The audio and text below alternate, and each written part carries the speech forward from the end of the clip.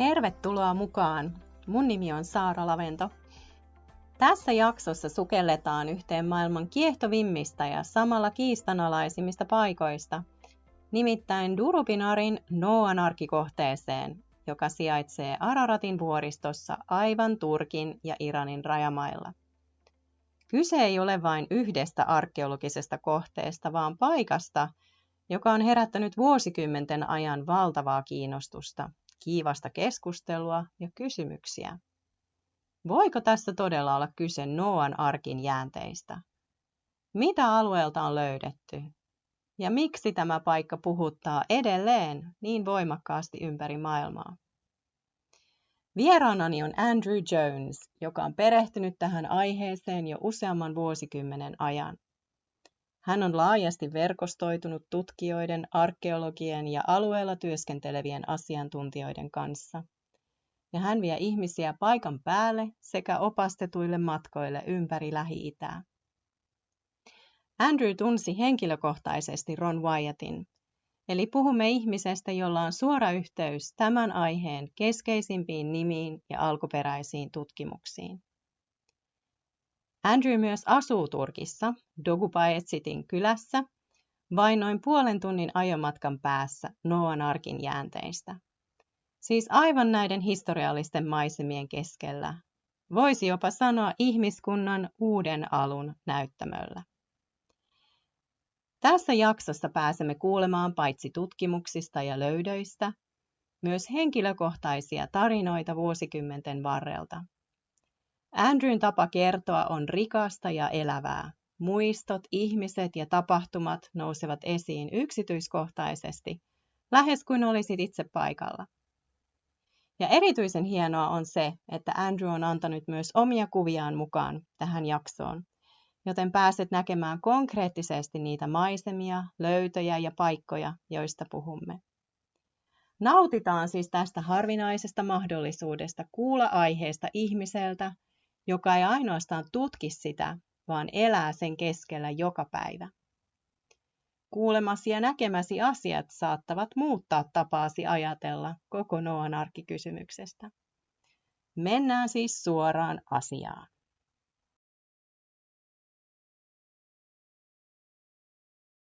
Well, I am so happy and I feel very honoured and privileged to do this interview with you, Andrew Jones. And you're in Turkey right now? I am. Yep. Yes. I'm at the base of Mount Ararat. Wow. Wow. So Eastern Turkey. And just to start with, I'd quickly like that we have a connection. I've actually briefly seen you in Finland back years ago. But you have worked with my father in Jerusalem. Yes. He was on one of the excavations, or a couple of them, where we were trying to verify Ron Wyatt's claims in regards to the Ark of the Covenant. And we were digging in Zedekiah's cave and also the Garden Tomb. And that's when I first met your father. Yes. And then you briefly visited Finland. Yeah, in 2010, I had a work assignment in Germany. And I remember it was over the holidays. I was there in Germany then all of January. And that New Year's Eve, I went to see some friends who'd come by the dig. This father and son, they came and saw the excavations. They got my contact information. We stayed in contact, and they invited me to Finland. And I forget how you guys found out, or you saw some of the photos, but it was almost my last day there. I don't know if it was, or I was on the way to the airport. But anyways, we went to a restaurant together, all of us, and it was really great. And I remember it was very cold. But I remember the sun was setting early, and it was an amazing experience seeing your country. And I said, someday I'll come back. I haven't done it yet, but I really want to see other parts of the country. And when you do come back, let us know. Yeah, this time I will. Okay, so just to get right into this, you have Noah's Ark behind you, the pictures.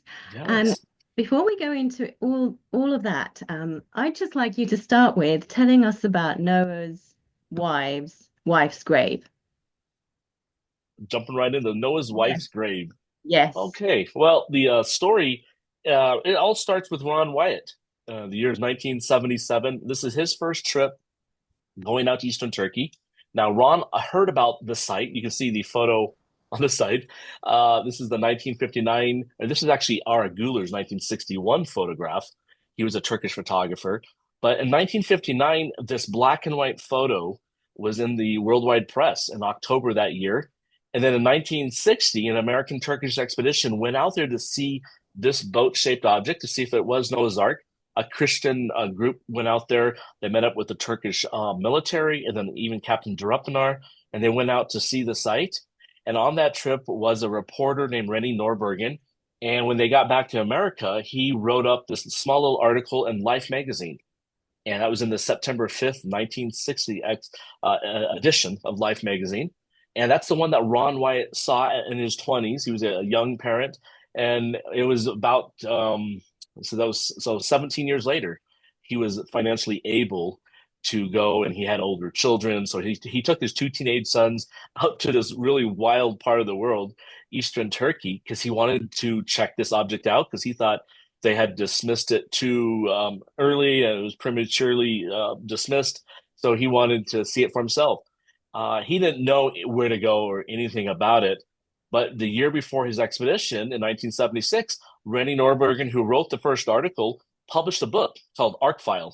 And in that book, he lists all the participants' names who was on that trip. There's a whole chapter about the expedition. And then Ron was able then to call these different participants. But even then, he said they didn't tell him where to go. So he gets out there, and they took a train from Ankara to Erzurum, and then they get a taxi. Erzurum was kind of like the last part you could get to, and then you had to take a taxi. Thankfully today you can fly in closer, but back then he had to take a taxi from Erzurum to Doğu Bayezid, where I'm at right now. This is the town on the southern side of Mount Ararat, and the closest town to Noah's Ark that has hotels. So on this drive it's a 4-hour drive from Erzurum to Doğu Bayezid, and the same highways there today. His taxi stalls. And they're like, okay, what's going on? And they finally get it started, but then it stalls like right down the road. I don't know how far they went, but very, very soon after that, it stalled again. And 3 times. So Ron thought, okay, this could, be something important. Maybe God's trying to show them something. And so they went back along the road there before they left, and they put piles of rocks. And they went back the next day, and they followed the first pile of rocks, and they went north because I know the spot there. And when you go north, you're going across this flat field area, and there's some hills nearby. You can see Mount Ararat in the distance. And they get to this first village, and I believe that first day, that was the day they found I want to say it was the anchor stones, but I could have it switched. I don't have it memorized. But I know one day they discovered the big stones with the holes, the drogue stones. And then the next day, or vice versa, they find this ancient house. They're walking up to the base of this hill, and there's this ruined building, this house, and in front of it are 2 large stones. Now, these stones don't have holes, but so I think this was the second day, because he mentioned, because he already seen the stones with the holes. But anyway, he sees that one stone is still standing, so they're megalithic, they're large, and his old videos are on YouTube, but it's very old footage, so it's not clear. But you can at least see the one standing stone. You can see the ruined house. Then right in front of the one standing stone is another one of the same size, but fallen over. And when he looked at it, he could faintly see that there was a carving on it. And this, no modern language or even ancient language, but just like petroglyphs, so picture writing.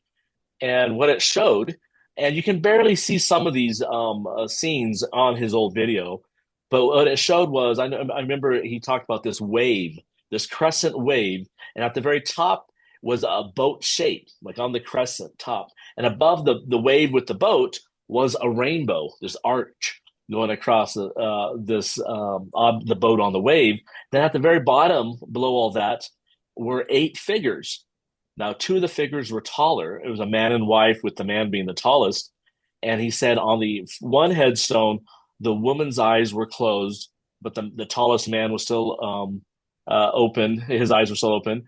And then on the other headstone, both eyes were closed. But total, there were 8 figures. So Ron interpreted it. I remember I have a copy of his original 1980 booklet. When he got back to America after his first 2 trips, in 1977, 1979, he went back. in 1980, he wrote a little booklet about his initial ideas and what he thought about everything he had found. And he wrote in there that he had prayed about it, and he came to the conclusion that these were the actual headstones of Noah and his wife.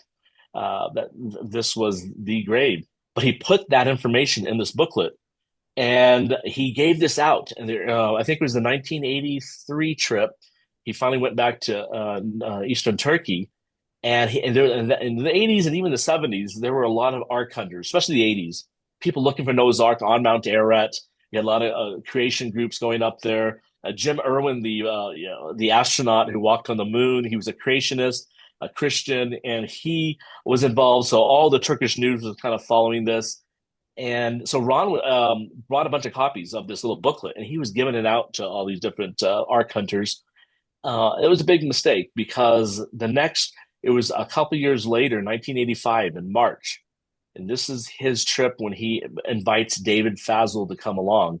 And David Fazel was a marine salvage expert, a treasure hunter, a researcher just like Ron. But he had called Jim Irwin when he saw this news of Jim being in Turkey looking for Noah's Ark. He called up Jim and he told Jim, "Hey, I don't think the Ark is on Ararat." He said, with the way a volcano is and how a stratovolcano erupts over time, it would have pushed the Ark off the mountain to the bottom and probably got buried. So he told Jim, "You guys should be searching at the base of Mount Ararat."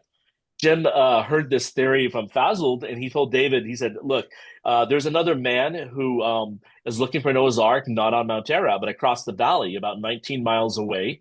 I don't know how many kilometers that is, but it's about 19 miles away across the valley is this boat-shaped formation." And he said, "Why don't you call Ron Wyatt, and he can tell you about his site that's not on the mountain." And so Fazel did. And so this was in the late 1984. So by 85, Ron is heading to Turkey with David Fazel. This is March. So this is still snow on the ground. You can see some of the original video clips of him out there with Fazel and with a Saudi prince who had wanted to see Ron's other discoveries. And they're out there in the snow.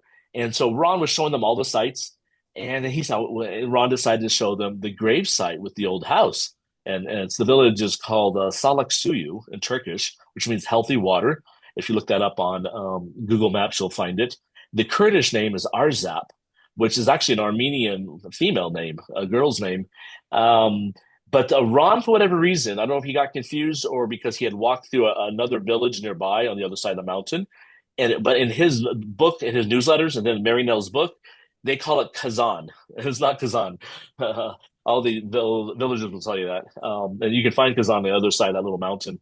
But anyways, so Fazel, the Saudi prince, and Ron and their driver guide, they go to Arzap village, and they go up to these. He shows them the anchor stones, and he gets to the grave site, and you can see in the video clip, Fazel is standing in this trench. And his hands are in the air, like looking astonished, because someone had dug it up since the last time Ron saw it. And the headstones were missing. There were no more. They were broken up, carried away. The house itself was further knocked down and in rubble.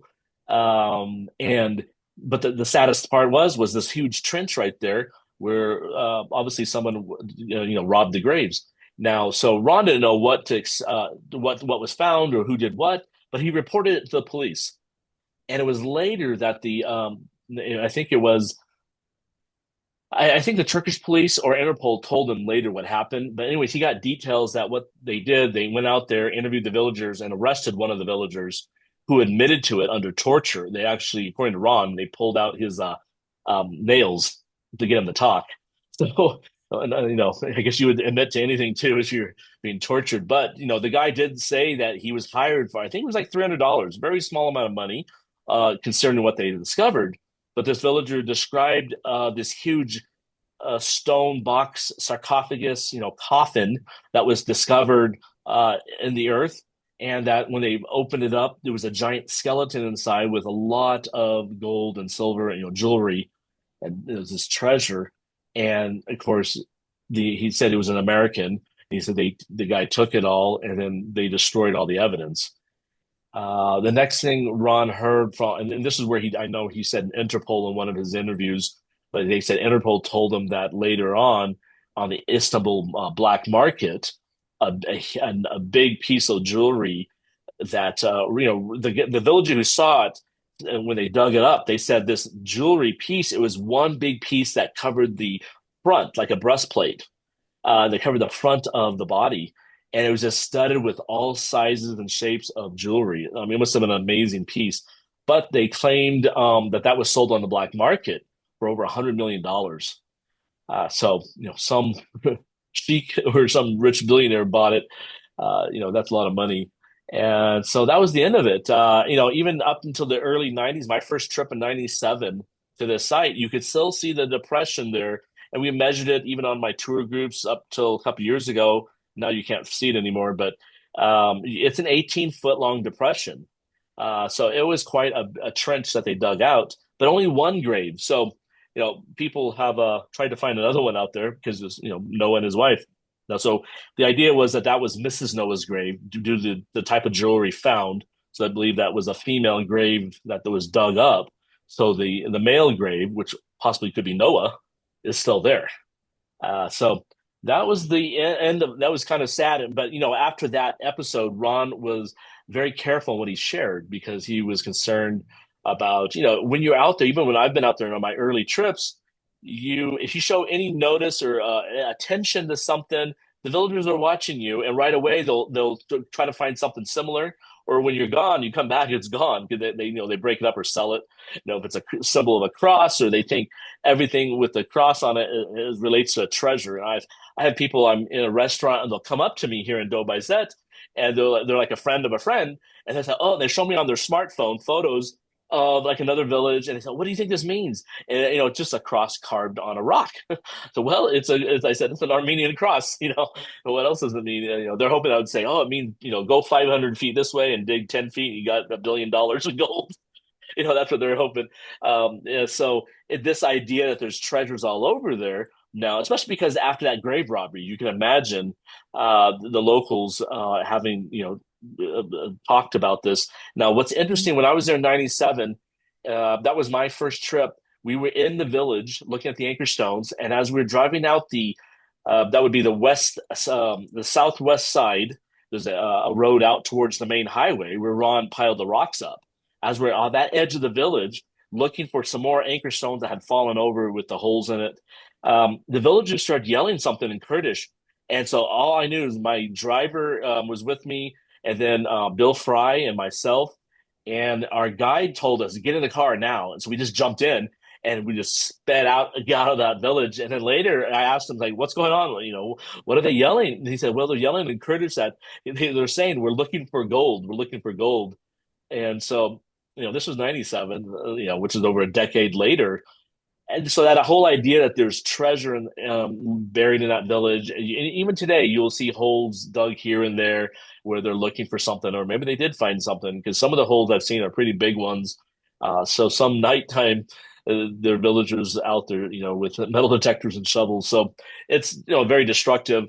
But that's because of what the one grave that was discovered and robbed. The one villager saw what was in it, so now everyone's like, had gold fever, they call it in English, where you're just wanting to find this treasure. Now, the most interesting part is that there were bone fragments laying around that area, and the assumption is that these fragments came from that grave.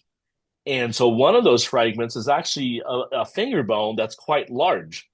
And so if you were to, Ron talked to doctors who looked at it, and I don't know which part of the finger it was, but basically if you take and do the math, the person would be at least 15 feet tall, they said. So whoever was buried there was a giant. The other interesting thing is there are at least 2 other stories of giants of giant graves being discovered in that village later on. And that's just the minimum of 2. I'm sure there are more. But the one guide I used to use a lot out here, I remember in 2000, this is my second trip here, but the year, I think it was later that year or the year after, a villager, I guess everyone in the area kind of knew this guide I would use, and this person was well known. He's still around here, but this villager came to him and said he had dug up a grave, and this villager was from Arzep, and he said he discovered that it was a giant, and he showed my friend the the skull. And my friend said it was like a basketball size, bigger than a helmet. You could put it over your own head, like a helmet. But he said it was huge. It could fit over you. And he took a photograph of it. He said he put it on a table and stacked cigarette carton boxes next to it to give a size comparison. And he sent the photo to Bill Fry. Now, sadly, Bill passed away, and his family got control of his property, including his computer. But my friend could never find his email because he said he emailed it to Bill, and they could never find the email again after Bill had passed away. My friend was looking for it through his emails. He didn't know what he did, whether he deleted it by accident, but because he wanted that old photograph that he had emailed Bill. Somehow, probably Bill had talked to Jonathan Gray, because somehow the information ended up in Jonathan Gray's newsletter. And so Jonathan Gray, who's just like Ron Wyatt, an explorer, he wrote a lot of books, and he also did lectures and meetings in the South Pacific because he was based in New Zealand. And in one of his newsletters, he wrote that they had discovered a giant skull in Dobazet. And one of the readers of this newsletter was a businessman from Australia. And this man had a bunch of money, but he was interested in Ron's work. I won't mention his name because he's still alive. But I met him in 2000, and he was also on the Wyatt digs in the Garden Tomb from in Zeitgeist Cave. And but in 2000, him and we went back to Turkey. And then this event happened after I went back home. So either later that year or he came back in 2001. This is what happened. But he shows up in Turkey, and he meets this friend who I knew that lives here that saw the giant skull and took the photograph. And he asked this guy from Australia asked my friend if he could buy it. Now, Bill Fry had already mentioned to this friend who lived here that he was willing to pay $300 to buy that skull. What an amazing thing to have, and proof of giants. And the villager was willing to sell it for $300. And sadly, what happened was this man from Australia showed up. He does not. So this is how I remember the story goes. My friend, the local friend, is driving the car. The villager's in the front seat, and this Australian's in the back seat. And he starts taking out $100, wads of $100, whether it was Australian dollars or American dollars. Probably it was American dollars. And he had $10,000 on him. And he was trying to put it in the front seat, or the front dashboard, reaching from behind, putting it up there. And he just piled up the cash. He said my friend who was telling me the story, who was the driver, he said the villager's eyes got really big. And then he said, okay, let me think about it. He said he was really scared. And so they're waiting for this guy to make his mind up. And finally, the guy says he's not interested. And so it looks like what happened, he probably realized, wow, this is a very special item. If someone's willing to pay $10,000, either he thought someone would then want to pay $20,000, or more, because the first offer was $300, and now suddenly someone wants to pay $10,000, or he thought he could get in big trouble because now this seems to be a very special item that Westerners want for $10,000. At any rate, later on, my friend had talked to him years later about it, and he said, well, I don't know. His claim was he doesn't know what happened to it. He said it disappeared, the skull. So, whether he destroyed it or buried it, or who knows, he still has it. We don't know what happened, but he was from Arzep. And so this is now the second grave that we know about where people have discovered a giant skeleton. And this one, at least two people we know, the villager and my friend who was the driver, saw it. And then we had a photograph that was sent to Bill Fry in Florida. So if we could recover that photograph somehow, that would show it. Now, I remember when I was here on my first trip in 1997, there was a giant jawbone, part of a jawbone that was sitting in the lobby of a hotel. And this photograph is still on the internet somewhere, but the only problem is it's hard to tell from the jawbone in the photograph how large it is. But the hotel owner, I remember by the time I showed up in 97, we went to the hotel to talk to him. And again, he says he didn't know what happened to the object. So it just mysteriously vanishes, just like later on the big skull. So that one they even say could be from the grave that was dug up, the one that was in the hotel lobby, the jawbone. Then the third story is a more recent one, And this one, we were out in the village filming with it was an American crew. They were doing a religious, of course, show about Noah's Ark, and we come across this guy who had different objects to show. You know, a lot of the villagers have artifacts in their backyard or in the fence built into the wall or in their house. So we run into one of these locals, and he invites us in for chai. So we're drinking tea, and he's just talking, and then he just brings up this whole story how he was a child, and his I think it was his uncle. He was an early teenager at the time, and this is like 85, 86, so about the same time as the other that Ron's grave, his discovery was robbed.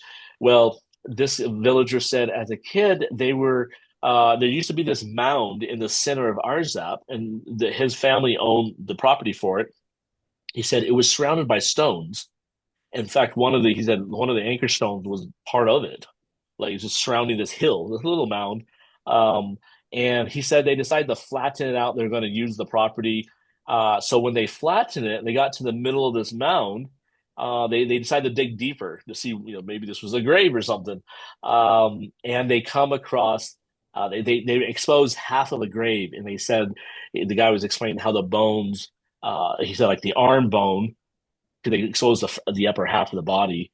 It's the size of what you expect a human today, leg bone. It's just like massive scale. But he said it had a very foul smell coming from the grave, and there was some type of wood, bark, or something covering as part of the coffin that it gave a really bad odor. And they were scared when they saw the giant skeleton. So there's no jewelry on that one, so it was a male grave. But at any rate, they covered it up quickly.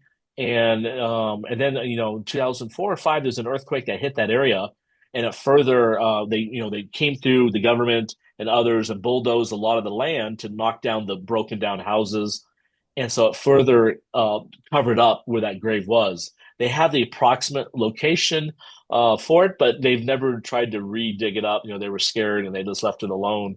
But he said he remember quite vividly seeing this giant skeleton there. That would be the third one. I witnessed of seeing a giant burial in the Arzap area. So these are, and for me, they're more than stories, because we have different eyewitness accounts from different time periods, different locations in the town, that little village, of people seeing this, giant race. Yes, and having your personal connection with that, so you trust your friend and all that. So thank you. Yeah, wow. the story. Yeah, and I knew both. Yeah. I knew the Australian one. I knew that guy. I traveled with him Mhm. briefly, and he's still alive. Once in a while, I talked to him on Facebook, and he says he's still gonna. He's much older now. He said he's going to come over and see, Doe by Zet, but he hasn't come yet. But then the other guy, who's the driver, the local guy, he's still around in the town. So they saw it, and I really do believe that villager, what he told to Ron. I mean, what he didn't tell Ron, but he told the police, and then later Ron heard from the police. I really think he's telling the truth. They're pulling out his fingernails, and so he's telling them what he saw. So I think he saw, a giant burial there too, with all that treasure. So. Yeah. Wow. Yeah, you mentioned the piles, how Ron marked the spots where the taxi stalled. So the third pile, where did that lead him to? And could you also mentioned Captain de Rupinar, and this site is called after him. So could you explain why and what? So third Sure, pile. yeah. So yeah. So the third pile. So the first two piles we basically talked about, that they both went to Arzap. Well, that's how Ron went perpendicular from the highway. He went north and hit the Arzap village, and so it was the anchor stones and then the grave markers. Well, the third pile, now on that. So the first 2 days he's with his sons, but they got really thirsty out there. I guess they didn't have bottled water back in those days, and so they drank from the nearby creek. And the area is really muddy, and there's a lot of sheep and cows, and they got really sick from drinking the water. So they stayed at the hotel on the third day. And Ron followed. He went back out there with a taxi, and then he went, instead of going north, he went south. So in that area, when you go south, you're actually right where the main highway is to going towards Vaughan. And that when you go south, there's a turnoff. You can go up into the mountains, and because actually on that road, you're pretty close maybe 8 miles or so from Uzungeli village, Mushar, which is where the Durupanar boat shape is, which is right behind me. So Ron takes a taxi just to see where that leads. Again, he doesn't know, there's no Google Earth. He doesn't know, even after talking to all these people who went out there in 1960, he still doesn't know where or how to get to it. He just knows it's near that village. So he follows he tells the taxi driver to go south, and then they turn off to head towards the Uzungeli village and these low foothills of the Tindarik Mountains, which is another volcano there. And they're driving along there, and he said the road got really bad. Even today, those back roads, I've driven them, and it can get really bad, especially after a rainstorm. I think Ron was out there in the summer, so it would be dry, but the roads could get, now they grade it. You can drive a lot of them, but it can get bad. And so Ron stopped with the taxi, and he had to get out and walk. And he said he walked and walked, I don't know how far, but he finally he gets up to the Uzungeli village, and he looks down and he sees the boat shape in the valley below. But he's running out of daylight, so that's why he couldn't even get down to the boat. So his first trip, he's not even able to take photographs, or he might have taken a photograph. But then he comes back to Dobaizet, and that evening, sadly, they're almost killed. They were in the Erzurum Hotel, which is still around, right, a couple blocks from where I'm at right now. And this hotel now is on the main, they call it Çarşı, which is the pedestrian bazaar a lot of Turkish towns have. And back then it was actually a road you could drive. But this Erzurum Hotel is still there, and you can still see where Ron's room is. And on one side of, he had 2 rooms, one for him and his sons. And I don't know whose room it was, but I think it was his son's room that had a window that went out to a second ledge, the rooftop that was kind of covering what was down below. And so anyways, they're sleeping, and suddenly they hear all this racket and this noise, and they realize that a mob of people were coming up the stairs. And obviously not to say hello, in the middle of the night too. So Ron is scared. They all get into the one room. They barricade the door, put all the furniture up against the door. They tie bed sheets together, and they're able to get down to that second level, that what do you call it, roof awning sticking out from the hotel. And then from there, they drop down the street level. But in the process of doing all that, he was only able to save some of his films and photographs from that first trip. And the rest he lost. So I haven't seen the first photograph I saw of Ron of the Ark was his second trip, 1979, and that's one that happened after the earthquake. So Ron and his sons run to the police station, and then the police find them, and they're able to take a bus out of town. But the reason why the site is called the Durupanar site, it's because of Captain İlhan Durupanar. He was a cartographer in the Turkish army, working in an office in Ankara. And at this time, Turkey was doing a survey work, basically making a map of the whole country. I think it started in 58, because actually the photograph was taken in 1958. Now, there's different stories.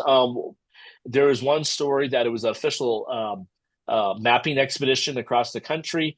And there's an interview in the Columbus newspaper that one of the guys from Turkey, who's now going to Ohio State University, he says that he was the pilot.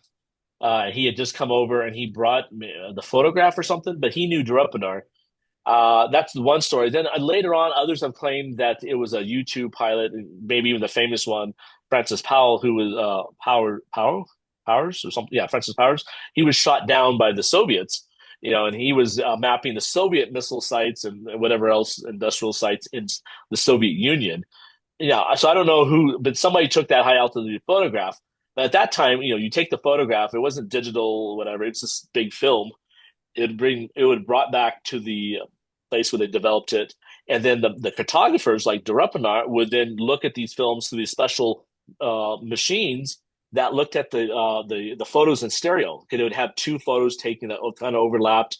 I don't know how it all worked, but then you can really, things will pop out almost in 3D back in those days. And from that, they could then make a map. They draw out where the roads are and see all the the natural landscape. So he's doing his job. It was on September 11, 9/11, 1959. As he's doing this, he sees this boat shape, just like the one on this side, pop out. and it's a perfect boat shape sitting on the side of this mountain. A week later, the news article about it shows up in the Turkish press and the Milliyet national newspaper. And I have a photo of that at first. It's not even a photograph of it, just a little text blurb. It mentions Noah's Ark. It mentions Nassar instead of Mashar village, and it mentions being near Mount Ararat. But Durapanar was the discoverer of the site, and then he was there on the ground with the first expedition.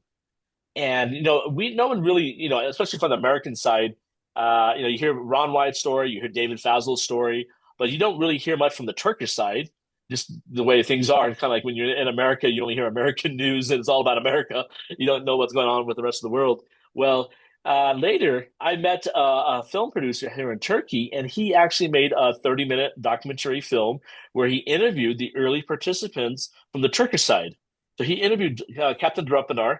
His name is Cem Serderson. He lives in the Istanbul area, a really nice guy. And he also interviewed Ara Güler, who took that photograph.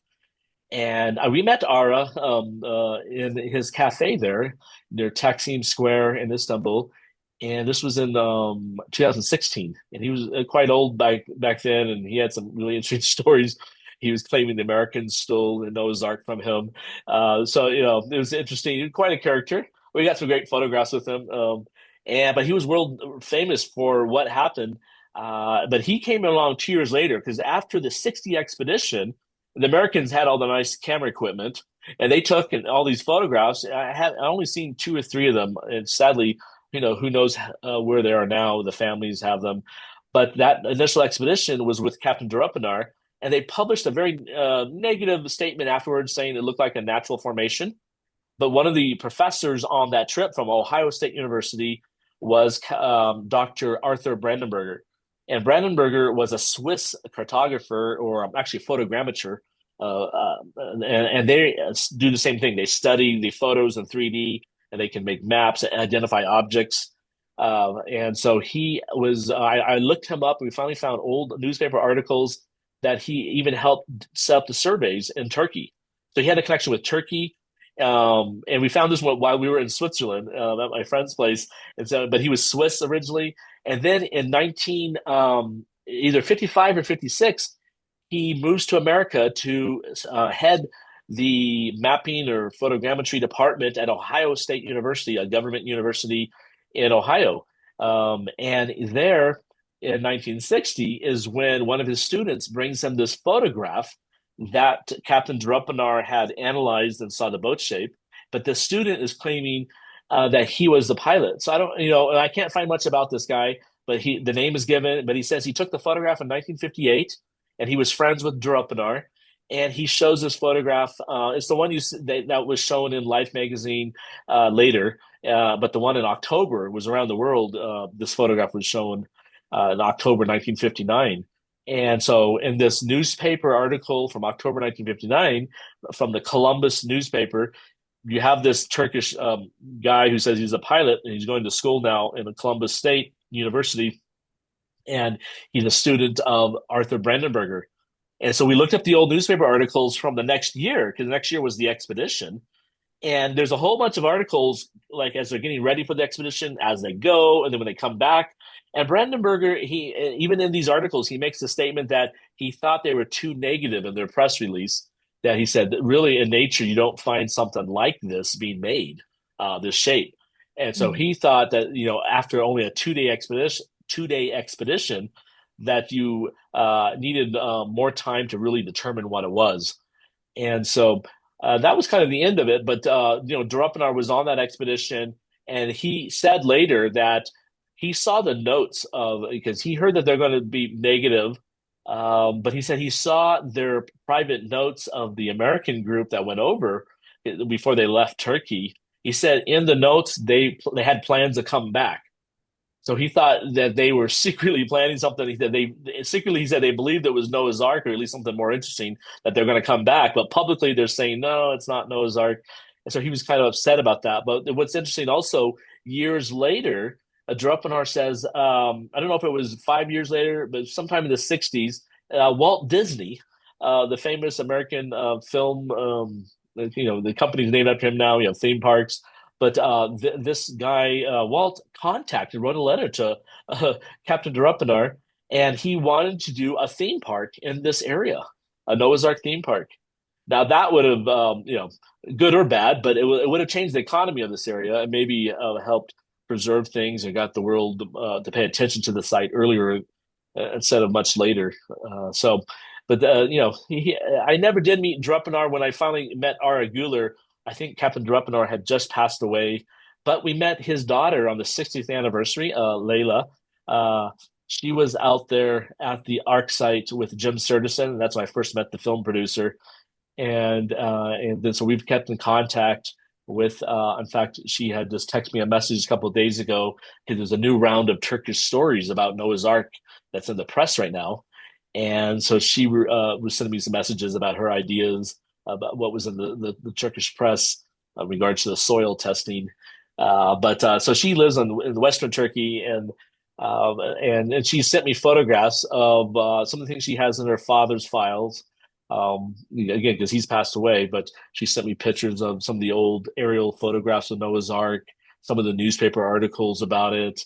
Of course, she's still intimately connected to Noah's Ark, and she's always thankful. She said, "We're so glad that you guys are out here still keeping his memory alive." Because we named the building the Drupinar Noah's Ark Center, and we're always making sure him and Ron Wyatt and others who did all that initial research, people know who they are.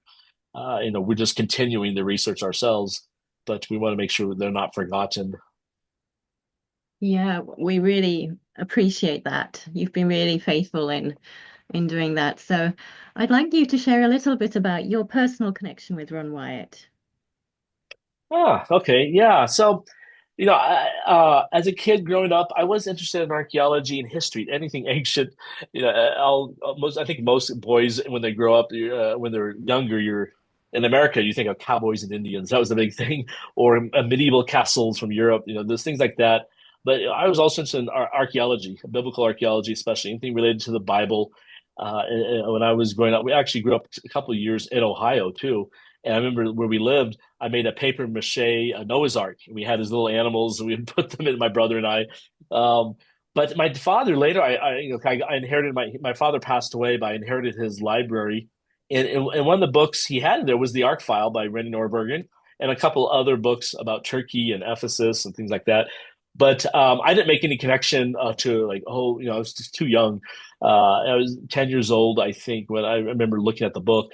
But a couple years after that, I think it was 3 or 4 years later, in 1990, where Ron Wyatt comes to Sacramento, California, where we're living. And I saw we had a Yugoslavian church. So we had our English-speaking church. Then we had this Yugoslavian church. It had a smaller number of members, but they would worship in a side building, just in their own language.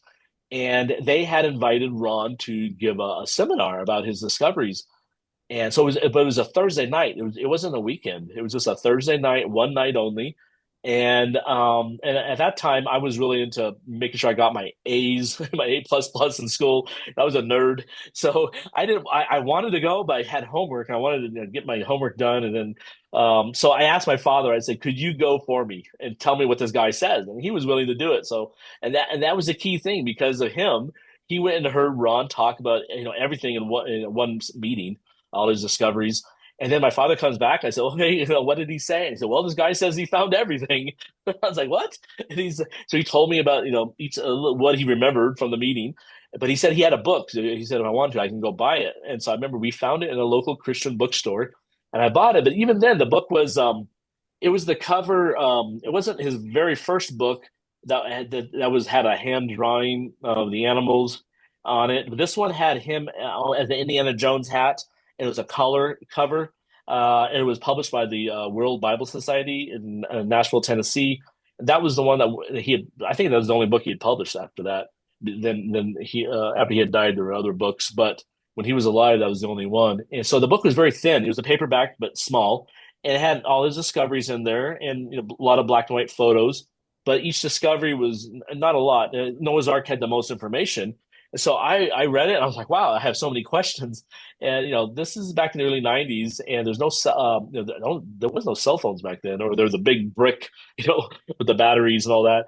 So I remember I decided to call him. So I'm going to see if I can get a hold of him. I didn't ask my parents' permission, and so I dialed the operator. And in America, you could dial 411 back then, and maybe it still works now. And then the operator would come on, and they would ask you which city you wanted, and then who was the name you wanted the phone number for. So in the book, Ron had his name, of course, and then his address was a P.O. box. It was a post office box. It wasn't his home address, just a place where they put the mail. But they list the city, Madison, Tennessee, which is a suburb of Nashville, basically. And so I said, I'm looking for Ronald Eldon Wyatt in Madison, Tennessee. And the person said, oh, we have his number right here. Do you want me to connect you through? I was like, oh. And so I was like, okay, sure. And they actually dialed the number, and Ron picked up the phone. And I was, I was just a kid, of course, so early teenager. And I was just stuttering and like, oh, my name's Andrew Jones. I remember I was so like astonished that he would pick up. And I said, I have some questions. I read your book. He said, well, why don't you call me tomorrow? I just got back from Israel. I'm like, oh, okay. So, that initial jitters went away. And I said, okay, I got to wait till tomorrow to call this guy. But now I had his phone number. And lucky me. But bad for him because I called him so many times. But so I called him the next day, and we talked for 2 hours. And then he said, hey, I have to go. So he said, I said, well, I have more questions. He said, call me tomorrow. So I called him again. I spoke another 2 hours. And so I remember I still have the original book, not here in Turkey, but at a friend's house now in the US. But that original book I had of Ron, I was writing, I wasn't even prepared. I was writing what Ron was saying, all the notes and the cover and the margins of the book and the inside cover and all that. And so after that, we started talking on the phone a lot. I would just call him randomly. I just call him, oh, yeah, another question. And then I finally decided to buy a tape recorder to make it. And I was just doing this not for anyone, just for me. I was just a kid researching this out really in depth. I was really interested in all his different things. And so I bought a tape recorder that would record our phone calls illegally. Usually in California law, you have to tell the other side that you're recording.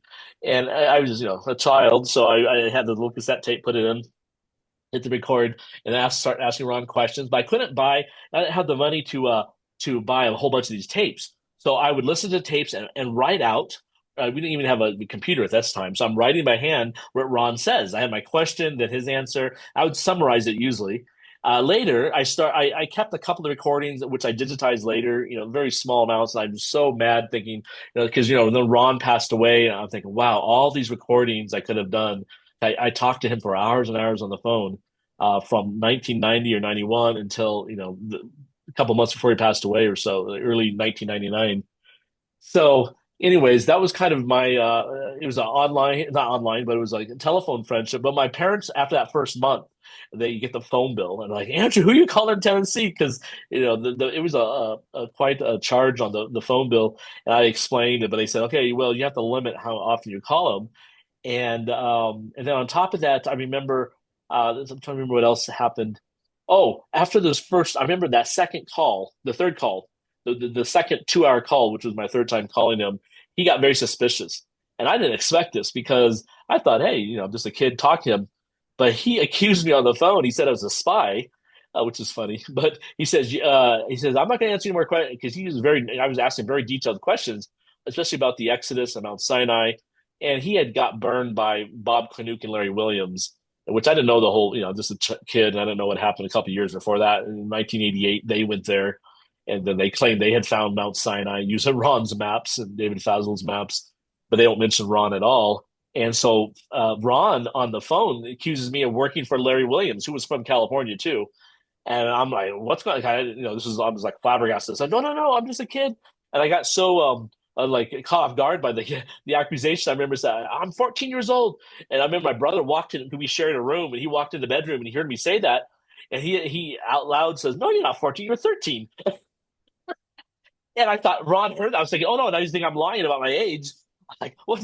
I was just like, shut up, brother, go away, And I just remember that from the whole phone call that he had accused me of that. And so then Ron, on the rest of that phone call, he wouldn't take any more of my questions, like like when I would ask about where certain sites were in the Exodus route, he wouldn't. And I was like, what is this guy thinking? Yeah. So I was kind of upset at that. But I remember I asked him something like, so he said, well, you can ask other questions. So I said, okay, well, how many subscribers do you have for your newsletter? This kind of like general type stuff. But then I guess, yeah, what, I guess he was convinced later that I wasn't, because I did talk to him many times over the years from then. And then in 1995, we invited him out to California. I got to know some other friends who would travel with him. I was in schools and we didn't have money to go with Ron, but I knew a doctor friend who he would go a lot with Ron, Dr. Jerry Neiswanger, and he lived just like an hour north of me. And so I got to become friends with that family, and then others up in Reading, Dr. Tom Andrews. And so these doctors knew Ron and could travel. They had all the stories. And so we all together decided to have Ron come out and have meetings in Sacramento and in Chico, California, and then Redding, California, over 2 weekends, or maybe one weekend, just every day, every evening, one city got Ron for the evening. And so that was in 1995. We had Ron out. And then the next year, in 96, we had him again.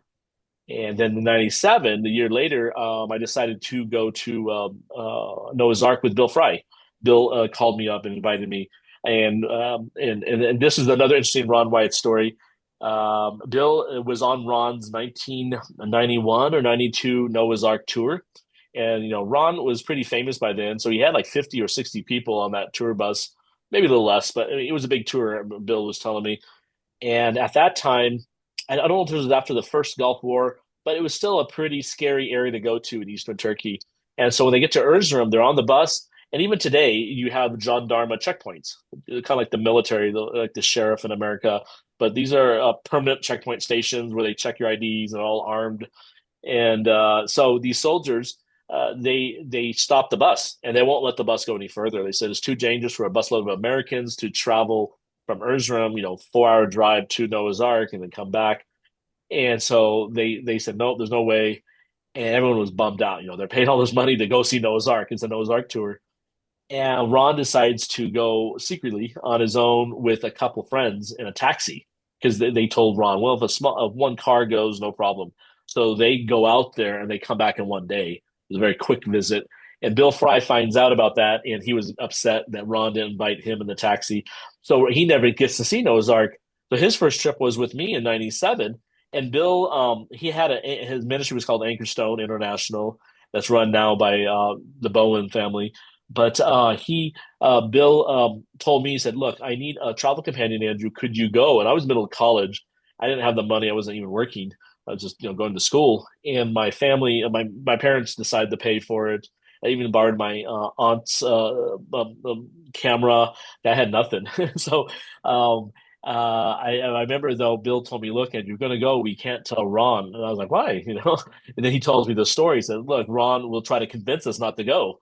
He will say it's too dangerous, and he already did this. And I didn't see the Ark on his tour. So I said, okay. Well, I did one of my many phone calls to Ron before the trip. I tell him, oh, guess what? I'm going to Noah's Ark. And I'm in college now, so I'm not a kid, but I just couldn't help it. And so Ron, I remember on the phone, he was mad. He's like, you tell Bill to call me right now. I'm like, oh no, I just got Bill in trouble. Now Bill's going mad at me, and maybe he won't want me on the trip or something. So anyways, I call up Bill. I said, hey, Bill, I got bad news. I just told Ron that we're going to Noah's Ark, and he wants you to call him right now. He's like, Andrew. Anyways, he calls, and then later Bill calls me back. And he said, oh, it's all good. In fact, he said, Ron is going to give us money to give to Hassan, who was the original caretaker for the building. In 1987, when they declared it a national park, the Turkish government built this little visitor center. And they put Hassan, who was from the Uzungeli village, the Mashar village. They put him in charge. So he had the key. And I met him before. He passed away a couple years ago, but I met him over the years there. And so they gave money for Hassan's teeth. A lot of people here have bad teeth. And then they also gave us posters. They printed up some really nice size posters. It was all rolled up in a tube, and we could then put them on the wall in the visitor center, because there wasn't much there. There's a couple of faded newspaper articles, some photographs. I remember some things from David Fazold went on the walls. The one glass case that had some fossils, and a couple chairs inside. It was an empty building. So it was a good thing we talked to Ron because they gave us really nice posters. So when visitors come through, they could see these posters on the wall, and those posters stayed there all these years until 2017 when the Turks renovated the inside, and instead of having it in cement, they put wooden paneling and a wooden floor. And then 5 years after that, then we took over and re-renovated it and put everything else in it that you see now. In the spring, we're doing some more changes to the inside ourselves, but that was just a funny thing about Ron, and he gave us. I remember he gave us a lot of tips for that first trip. In fact, he gave us so many tips that we were very paranoid, and this is probably why Bill didn't want to talk to Ron about it, because I remember when I got there to Turkey, I was not going to meet Bill until the next day. So I'm still in college though. I'm not like an experienced traveler. This is my first time on my own, like going to a foreign country. And I wasn't going to meet Bill until the next day on the airplane. So I had to get my own hotel. So this is, the internet's just taken off, but you still had to buy guidebooks, Lonely Planet. There's different brands out there. And then you reserve your hotel. Like you look through the guidebook, find the hotel, and then usually it's a fax number or a phone. So you'd call this long distance number, and then you would fax whatever, and then they'd give you a reservation. And then you printed everything out. And then to get your tickets, you don't buy it through a website. You go to a travel agency, and a person with their special computer could get your ticket. And so I show up to Istanbul on my own. It's a big city. Today, it's almost 20 million people. But back then, who knows? But it was huge. And I remember I read all the guidebooks, what they said about traveling in Turkey. And even Ron, I think this was from Ron, actually. He said, when you get there, just be careful of the taxis because they'll take you where they want to go. Because they have each taxi driver might have a special deal with a certain hotel to get a commission for bringing tourists. And so if you already made your reservation, make sure you show the taxi driver and they go there. So that was the first big concern. I get out of this is the old Istanbul airport, not the big one today. You get out, and it's not like they just come up to you and they just grab you, and they grab your luggage and they load it into the car, the taxi, and then off you go. And you're like, and again, there's no Google Maps, so you're hoping they're going the right way and getting to the hotel. And I'm just by myself. And thankfully, he did get me to the hotel, but I was just nervous about everything, not just because I'm traveling by myself for the first time, but because of Ron, the stories Ron told us and what to be careful for. And I have some funny stories about Istanbul I'll tell another time, but I remember we get to Erzurum, and Ron did give us one tip. He said, go to the best hotel in town, it's safest. And I forget the hotel name, but we tell the taxi driver at the Erzurum airport that we want to go to this hotel. I don't think we even had a reservation. I think you showed up and we were just going to get some rooms for the night. And the next day we traveled into Noah's Ark. And so we get there and the taxi driver won't take us to that hotel. He doesn't speak English. We don't speak Turkish. And as we get in the car though with the guys, he's taking us, but he won't go to the hotel. He said, no, no, no. And finally, I was in the back seat, I remember, and Bill Fry was sitting in the passenger front. And finally, Bill gets so mad at the driver, he hits him. Like he punches the guy in his arm. He's like, take us to this hotel. And the Bill's a shorter man like I am. And I remember thinking, whoa, we got some violence here. Everyone's upset at each other. So the guy says, okay, okay. So he turns his taxi route and he goes to the hotel. Well, now we know why he didn't want to take us there. It was closed, like for good, like bankrupt or whatever.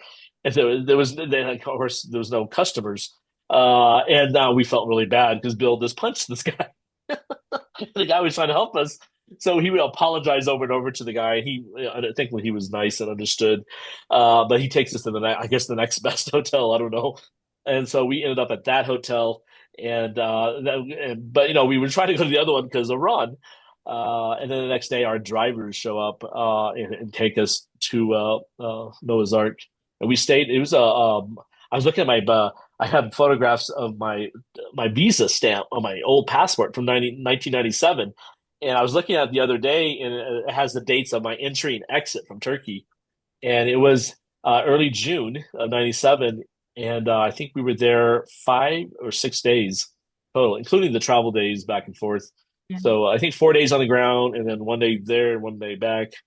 So, and I remember back in those days, again, before iPhones and all that, you're taking pictures, you don't even know if they're good because you have to develop them later. And I had slides and I also had regular stills. And then I took notes. I had only one of the few trips where I actually had a daily journal. And so really good memories and just funny things happening on the trip because you're just so paranoid about the area. Now it's so easy to come out here. We host tourists. A lot of tour companies come out in this area. So Wow, thank you.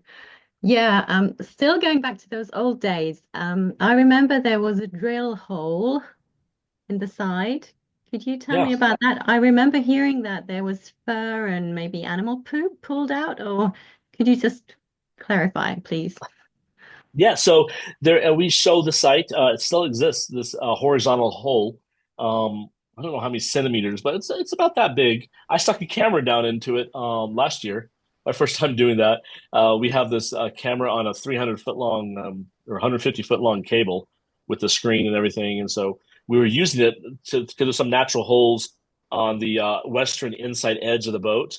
And so on my YouTube channel, you see the initial video we just stuck it in, and we got a lot of comments on that because people were thinking that it was such a, I said, look, someone wanted to see exactly what we did, and we did it mainly for NBC News, which is a very big American news channel, and it was just them videoing me sticking it in. I didn't even see the screen because the screen was over by Dr. Salih Tutan, the Turkish geologist. So I don't know what I was looking at. I was just sticking it in, and then later, and we were recording this onto a little chip.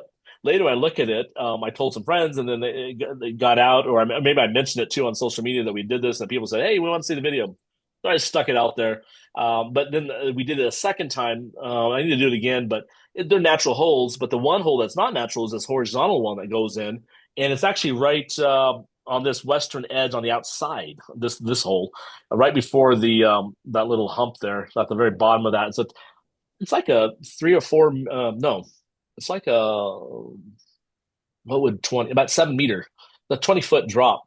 So at the base of that, at the bottom of this, you can say the side of the ark, is this hole. So you got to remember, if you look at the what's behind me on this side, which is 2019, I think, and then you look over here, that same area back in, move my head out of the way, that same area back in, up until I think it was 68, but that was all covered with dirt up to the rim of the, you can say the arc shape. And so now, Ron thought it was his 79 earthquake or 78 earthquake that popped it out and dropped it away, and he comes back in 79 and sees it. What we find out later is that the earthquake in 1969, 68, I'm sorry, 1968, there was an earthquake, a 5.4, about 10 miles from the site. And this quake happens across the border in Iran. And the reason why we know that it affected this whole western side and dropped the soil away is because we finally saw a photograph from someone who visited the site, a geologist, a Christian geologist. What's the guy's name? He passed away too, but he wrote an article. But he was there in 1973, and in his article, there's one small black and white photograph, and it's on our website. But when you zoom into the photograph, you see the shadows and everything of this whole side, like the dirt's gone. And so this is 73 that the dirt's fallen away. And you'll see why this is important. So, because up to that point, this was all underground where they drilled the hole. Now, why did they drill there? Well, Ron was doing his radar work along the sides. He noticed a cavity about 3 meters in, I think it was. And so about 10 feet. And he decides then to see what's inside that cavity, and they drill into it with it wasn't a machine. I think it was just a regular auger, like a manual handheld drill. At any rate, they get into it, and but I don't know if it was the same trip or it was a year or two later where somebody then helps Ron pull out the material. I forget who did this, but it was a matrix of this mud. But they pull out the material from the inside and put it in a Ziploc bag. And then later they are able to analyze it, and they open the material under a microscope at a laboratory in the United States. And this is where they find these different material. They find the red animal hair. And they said it was a feline variety. I think that's what the lab technician said. I'm not sure. Maybe I'm wrong on that one. But I remember it was red. And then there was a couple other things. But I remember that the most amazing thing was that there was a little tiny piece of fiber that the guy said looked man-made because it had fiber optic qualities. Because the light, it was just a little tiny piece. I forget how many millimeters, long, but basically this fiber when the light would shine through one end, it would come out the other. So he said it was definitely a man-made fiber. And that was all found inside this cavity at the base of this western side there, down at the bottom into the ark, 3 meters. So who knows what else we'll find? It's because we noticed on the new GPR scans and the new analysis of our scans from 2019 that there are a lot of cavities in the site, voids that we would like to get access to. So yes. And now that brings us sort of to today. Thank you for clarifying all that. I've been following those things for decades now, and so could you tell us about what's going on today? Like you've the soil and also if you could tell us more about those cavities, that big corridor thing and everything. So go into that. Thank you. No problem. Yeah. So my first trip there to the site was just a tourist. I was in university, going to the university, but I always, I was first going into archaeology, but my parents talked me out of it. They said, there's no money in archaeology. You'd always be fundraising. And here I am now doing the same thing. But so initially I left archaeology and I went to computer science. They said, that's a better, you get a good job and then it'll make money for you and you can pay for your trips, make archaeology your hobby. I said, okay. So I quit taking classes in archaeology and anthropology, and I went to computer science. But I still ended up, always interested in archaeology, and I had really good bosses and managers at the time, so that they'd give me a month off, and that's where I met your father, who was on one of those trips. I was able to take like a month off and go on these summer trips with Wyatt Archaeological Research from 2003 until I didn't go on the 2007 trip, but the 2006 and then 2005 I went twice. 2004, 3. So, the whole series every summer, I'm gone for over a month sometimes, or twice in a year. And I remember finally, but I never, after 2000, I went to Noah's Ark twice in 2000. I met Dr. Salih Bayrak Tutan that year, the Turkish geologist who was studying it about the same time that the site gets really popular in 1985, I think it was. He started because the Turkish military asking him to see what's going on. What's this big fuss? Why is the site in the media and all these Westerners want to do stuff out there? So he gets involved, and I finally meet him in 2000. And that was my last time. I was focused on work and then the stuff in Israel. And then in 2013, I get an email from a friend, and they want to do a trip. They said, "Look, Ron passed away 14 years ago. And let's do a trip." I think this was the summer of 2000, and Mary Nell was going to be on it. And so they said, and of course I knew them. So they said, we're going to do this trip. She will give a lecture on the site. And I thought, oh, this would be a great time to make a video, like a film about the stuff. And so we bought people donated. We bought all this equipment. We had a huge drone, like a special drone that carried this huge Blackmagic camera, it's called. And it was quite the ordeal bringing all this. So I brought in a videographer and then a photographer. And let's see. Well, actually, on that trip, we just had the videographer.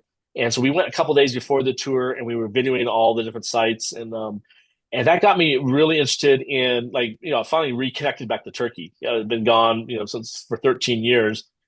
And the next year, I remember on that trip was John Larson too, and he was my roommate in Jerusalem during the Wyatt digs in the Garden Tomb, and he had the resistivity equipment, and so we would talk a lot over email, but when we were rooming together in Jerusalem, and then he came on that tour, and he wanted to use the same equipment. He had originally bought it for Noah's Ark. And so the next year, I decided to organize a group with 2 photographers, one from Canada, one from England, that I had known from my church. And they came along with me, and I wanted to go to all the different Ron Wyatt sites across the Middle East with them to document it and have really professional photographs. And this guy, John Larson from New Zealand, said he wanted to go too, because he was thinking that he would use the equipment later on, whether next year or in that fall. But so in May of 2014, we're there at the Noah's Ark site for, I think it was about a week. And then we go on to Israel after that, and then Egypt and Jordan, and documenting these sites. Well, John, he does his measurements, and then he, through this friend who saw the big skull, he's able to get a permit to do resistivity work that fall, October of the same year, in 2014. And so then that's the year I bring in I brought in the same videographer and also brought in a new photographer because the other two couldn't come. And so then we had this little media team. And then we had John Larson, and then Mary Nell and her husband, and then our local guide. And so that was a small little team, and we didn't tell anyone we're gone because how sensitive and then they don't want publicity at the time. And so that's when my first being on the site when something like scientific being done. So we're just there to document. So we're talking to John about some of the initial results.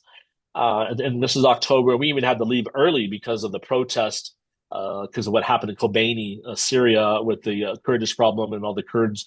They were blocked at the border, and supplies were not getting through. And so then all the towns across southeast Turkey and eastern Turkey had all these protests, including Doğu. And so they told us that the Turkish government, you guys need to get out of here. So it was a 10-day trip. It was actually supposed to be a 2-week trip, I think. Anyways, we ended up being only 10 days. We leave. The next year, 2015, John has sent out his initial report, the 2D scans, and it's showing them really good results of what's below the ground. And then that's how I get more involved. At that time, I talked to my friend here. I said, hey, I would like to go further than all the scanning. I want to do excavations. Let's get down to what we're seeing below the ground. And so in 2016, the year after that, my friend, because of the local political situation, and they had the district governor was a really nice guy, and then the mayor, they actually had a Kurdish mayor at that time, and he thought that it would be we'll be able to get permits to do some small scale excavation. And that was end of July 2016. Well, 2 weeks before we were supposed to go, the coup attempt happens, July 15th, I think it was. And then there's a big national emergency. Of course, there's a crackdown. People are jailed. Others are fired from their jobs. Thousands of people lose work. The district governor we were supposed to work with, or at least we thought would help us out a lot. He was jailed. They accused him of being part of that group, that terrorist group. So we, my first attempt trying to do like something scientific on the site on my own is this big national emergency stops it all. So then fast forward, so finally the national emergency is over, 2018, it's back to normal. And so my friend told me, why don't you come here, let's reconnect with the local, there's new district governors, there are new tourism officials, let's talk to them about what we want to do. And so in September that year, I come out here and talk to him, and we find out there's going to be a tourism festival at Ishak Pasha, which is this big Ottoman palace from 300 years ago. It's built right near the Urartu Castle outside of Doğu, up on the mountainside. And so they have a big area there where they can put booths. So we rent a space, and we bring in. I get a television set up there. We have some video clips I put that we had on loop. And then we had different flyers I printed up, and some fossils from the Ark site. And this was our booth. But for whatever reason, I had already scheduled a private tour for a scientist in Saudi Arabia because they had opened for tourism in 2000. They opened next year, 2019, for tourism. So, anyways, this guy he was coming in because he had a convention, and I had went to Saudi in 2016. We had a prince invite us, and Saudi gives Americans 5-year visas. So I already had my visa. I can go 5 years. And I had scheduled that exact weekend for the tourism festival to meet this guy in Saudi Arabia for a 3-day Mount Sinai tour. So I left, but and my friend has sent me messages as the event is happening that weekend. Of course, I come back on like a Monday or something. I come back from Saudi. It's crazy to even think about now, where you can fly, you go see Mount Sinai, and then the next day you're flying back and you go see Noah's Ark. Lucky you. Ron would have just dreamed of a day like that, because he was jailed and had his film confiscated for Saudi. It was so hard to get anything done over there, and now you can just get a tourist visa and go across the border. But I remember I came back, and my friend told me, oh, guess what? A Turkish archaeologist, this lady came to the booth, and she has her bachelor's, but she's getting her master's, and she's interested in Noah's Ark, and she wants to meet and to help us somehow. And I was like, wow, things are happening. We need to deal with an archaeologist and get our work done. And so we start talking to her, and we end up, as usual, paying her some money, kind of a monthly stipend. And she's turns out was she had a relationship with the minister, they call him a manager, but he's in charge of the Ministry of Culture and Tourism, which is the government department that's over not just tourism sites like, museums and whatever else, but also archaeology. And so the manager for Agri province, the province that Noah's Ark is in, that was her boyfriend. So it kind of worked out that way, that we had this inside source. And he even was saying to us later, like, you work with her, you get whatever you want done. So that was 2018, we meet her. By 2019, I bring in a friend. I remember it was March 2019. A friend of mine comes out here. He's an archaeologist. He got his master's in archaeology from Tel Aviv University under Israel Finkelstein. And his parents and himself, just like me, he was a kid. He met Ron Wyatt, and he's from Oregon, just north of California. And his parents knew Ron and had invited Ron out there. So he decided for him, he didn't like, I didn't do, he should have done what I did, which is he should not have gone into archaeology, because I wanted to do what he did. And he got his degree, but he ended up in all this debt and now doesn't even work in archaeology at all.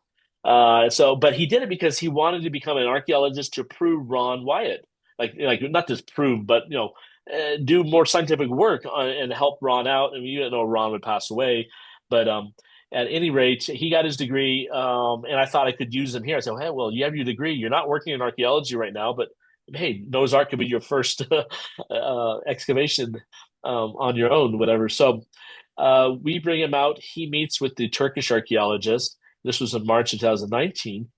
And I remember, there's a bunch of meetings. It's always the way it is. You have chai, you talk, and then, the trip is over. I come back that summer, and I ended up staying all summer into the fall. In fact, I overstayed my 90-day visa doing this. But I remember that summer I got an email from the Science Channel. Now, they're owned by Discovery, and they want to do a film about Noah's Ark. And I said, well, but they want, they didn't want to come out here and just film this countryside or the sheep, they want action shots of us working. I said, well, we don't have anything planned. We have this Turkish archaeologist. We're trying to get things going, but she can't promise anything yet. So they have to, though, plan ahead because of their budget.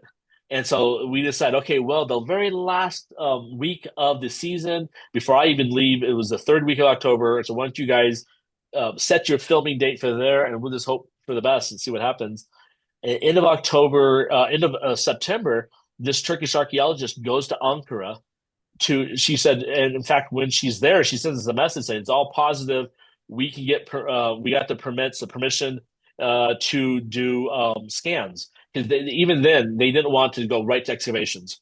They said, no, the first thing, because this is a new attempt, this is your guys', we'll be under the Turks. So we're going to have to do scans again. We always go back to scans. So okay, well then let's do GPR. Let's try to identify what Ron was seeing. Let's get. So we did two. We were thinking of two antennas. One a 250 megahertz.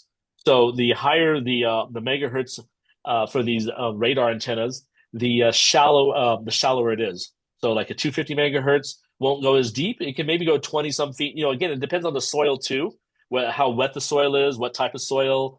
Even sometimes they say the atmosphere, solar flares, it's very finicky. And you have to make sure your cell phones are turned off and all that. There's no cell towers nearby. So we had planned to do a 250 to get, one depth, and then a 100 to go much deeper because of what John Larson was showing really deep in the country, the mountainside. And so that was the plan. And with the Turkish archaeologist saying, yes, it's a go. Now I'm thinking, well, who do we use? And this has all happened really fast. And this was end of September. So we had 3 weeks basically before everything's gone and the Science Channel is showing up. And I remember that weekend, I get a random email in my inbox, and it's from a guy in Atlanta, Georgia. And he said, hey, I saw you on Michael Rood, and you guys are asking for volunteers. What's the update? Are you guys doing anything yet? And I said, oh, well, we're not excavating right now, but here's what we're doing. And I mentioned to him about the scans, that we're looking for a company. And we just got the word we can do this. And he said, well, that's strange, because guess what? One of my best friends, he's the vice president of a company that one of the things they do is radar. I'm like, what? Let me talk to this guy. And so I remember within a couple hours, I'm on the phone with this other guy, and he said, this is the most interesting project. Let me see if we can do this for you, and also include a discount, because it was very pricey to do this. You have to bring a whole team out, and then of course the fee for doing this type of work. So within a couple of days, we agreed on everything. They gave us a 50% discount. and they found the people who could get the time off. And then it took them even a couple days after that to find the radar and the antennas. Because like the one they brought out, the 100 megahertz, that was very difficult to find. They found it in Canada and had it shipped down, and then they brought it from there. And then they went to Atlanta, where this guy was at, and they went and did some radar training under Dr. Bigman. I don't forget his first name, but he's an archaeologist, but he runs an online course for archaeologists to learn about radar. And initially, the summer we had contacted him. Actually, it was kind of I don't know what happened. I think actually I know what happened. We had contacted him. He gave me some basic information at first, but then when I finally got the permission to go ahead with the project at the end of September, I tried to contact him again, and I had no response. And just right after that, this guy out of the blue calls me and says, "Hey," and then his best friend can do it. Well, they ended up going back to the guy we had contacted, and he even says, "Yeah, I was initially contacted for this project." He was kind of not upset, but he was like, "No, you went to someone else." But he trained them. He showed them like what the settings, and even after we collected the data, he looked at it and did the initial analysis. And I'll explain soon about what he found. But so they come out, and it just perfect timing because we had them come out at the time that the Science Channel was here. And so, months before they had set their trip date because of their budget and scheduling. And now we actually have action shots. And so the team that came in from London, they had a producer, a camera guy, and one other person, audio, I think. It was like a 3-person team. And they were all, they were not believers. Like the one guy said, "Well, my grandmother's Catholic." But they were like, we're here for a job. And they're interviewing me and the others and filming. But the other people we brought in from this company, 2 of them were believers. One was agnostic, and the other guy was atheist, the guy who did the LiDAR. And so this is what we did on that trip. We requested to do thermal with a drone. We got shut down on the drone, so no drone work. So we did thermal handheld, which is you do at night. And we were hoping to see a color difference in the soil if maybe there's petrified timbers right below. Ended up that we were in the wrong time of year. We need to do this in the springtime. So it's still a future thing we want to do with thermal, but best from a drone without people around. But they went early morning and did it. But so we did thermal, got some basic results. We did LiDAR. So LiDAR, you see in archaeology, especially in South America, Central America, where they're flying of the airplane and using LiDAR, and this shoots these, it uses laser, a certain wavelength, and it can then penetrate the green foliage of trees and jungles and see the surface of the terrain of the earth and buildings. So they're finding, the Mayan and Aztec ruins out in the middle of the jungle. Here, as you can see behind me, there's no trees. There's some on this side right over here, there. But mainly there's no trees. The Ark itself has no trees. But the reason why we wanted to do LiDAR was to basically recreate a 3D model of the site with millimeter accuracy, or at least centimeter accuracy. So we had this point cloud model that then later we could compare it and see how the Ark is maybe decaying or things like that for purposes of preservation. And so they wouldn't let us use a drone, which would be the best way is to fly a drone over with LiDAR and nobody on the Ark. So instead, we had to bring a guy out, and he had used a tripod, but because we only had 4 days to do the work, actually it was 3 days originally, he had to do his work at the same time they're doing the radar. And so in our LiDAR model that ended up being created, you can see the shadows of all these people at different places standing. But he was able to collect 500 million points of these lasers from the LiDAR. And that would then let us make this really detailed model of the whole Ark and somewhat around it too. And so we did that. But he was the one who said, "Look, I'm here to do a job, but I'm I think, I don't want to misquote him. He wasn't a believer, but I think he was atheist. But very nice, they're all nice people. Again, these are people that were not part of our team. We just brought them in because someone recommended or they're professionals. I don't want people to think like we try to make the results happen or whatever. No, these are not even Ark hunters. These are professionals in their field. And then, of course, the biggest thing was the radar work. And we focused mainly on the Ark. I did ask them if they had time to go outside of it a little bit to compare. They briefly did in a couple spots, but not enough to use that data, which is something we have to redo. But they did get really good results with the 250 megahertz antenna and the 100. Now, with the 250, I think it was, Dr. Bigman, the guy who analyzed the results later, he was able to see in this Western Valley, this is the West Valley here, And the inside there, 7 meters down, 21 feet, he saw a series of right angles. And he called it structure with depth because it's not a shallow right angle. He says because you have now this point cloud, so you can turn this model around of the radar data, and you can slice it and dice it, and you can filter it, change the colors. Everything's 3D. When Ron Wyatt did these scans in the middle and late 80s, 86 onward, everything's printed out on thermal paper. It's all analog. And, you get, whatever you got there, that's it, And then that fades away over time, this thermal paper. So now you have it saved, we have it on a hard drive, hundreds of gigabytes of data, and we can send it out to different scientists to look at it, which we've done. And we got some, which I'll explain soon, the other results we got. But the initial results was this right angle that had depth. So it was like, I think it was 2 meters high, maybe 1 meter. But it was showing that these right angles were not just like a rock, the shallow thing. It was actually not shallow feature. It was a depth showing that there's some type of structure. Now, you can't say 100% that's man-made, but the archaeologist said usually you don't see this in nature. And if he was to do an excavation, he said he would go to that spot over here and excavate. And so that was the initial results that we got after the Science Channel already produced their show, which aired in early 2020, right when the pandemic started.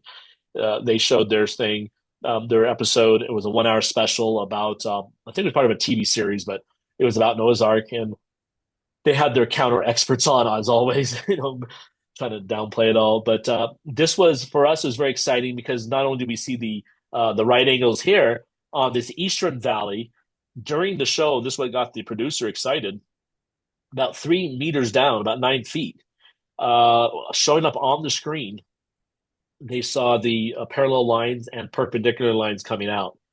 And my friend, the one who initially emailed me saying, "Hey, what's going on? I'd like to," he became a friend later, but he was the one who was down there with the radar guy. He volunteered to come on the trip, even though he wasn't part of the company.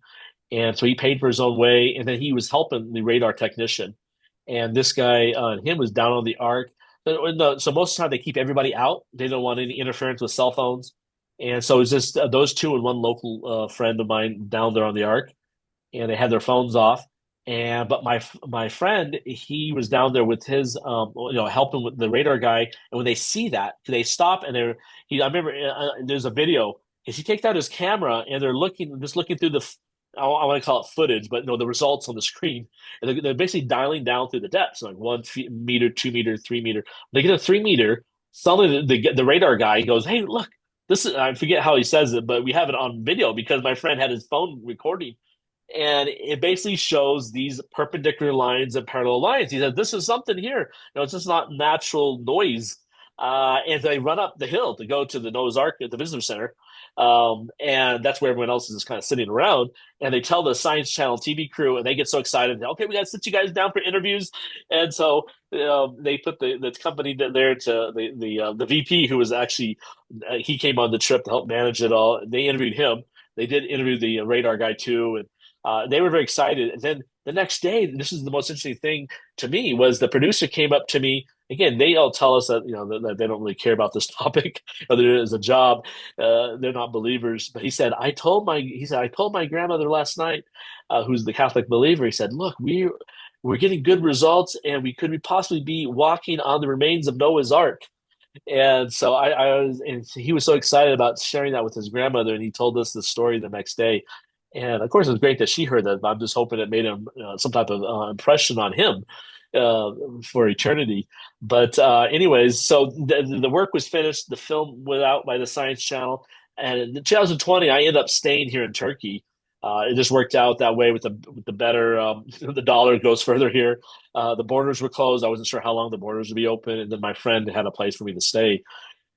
So part of that process, then I get to not just reconnect, but connect really good with the locals and make that relationship with the government officials, the archaeologists, just understand the culture.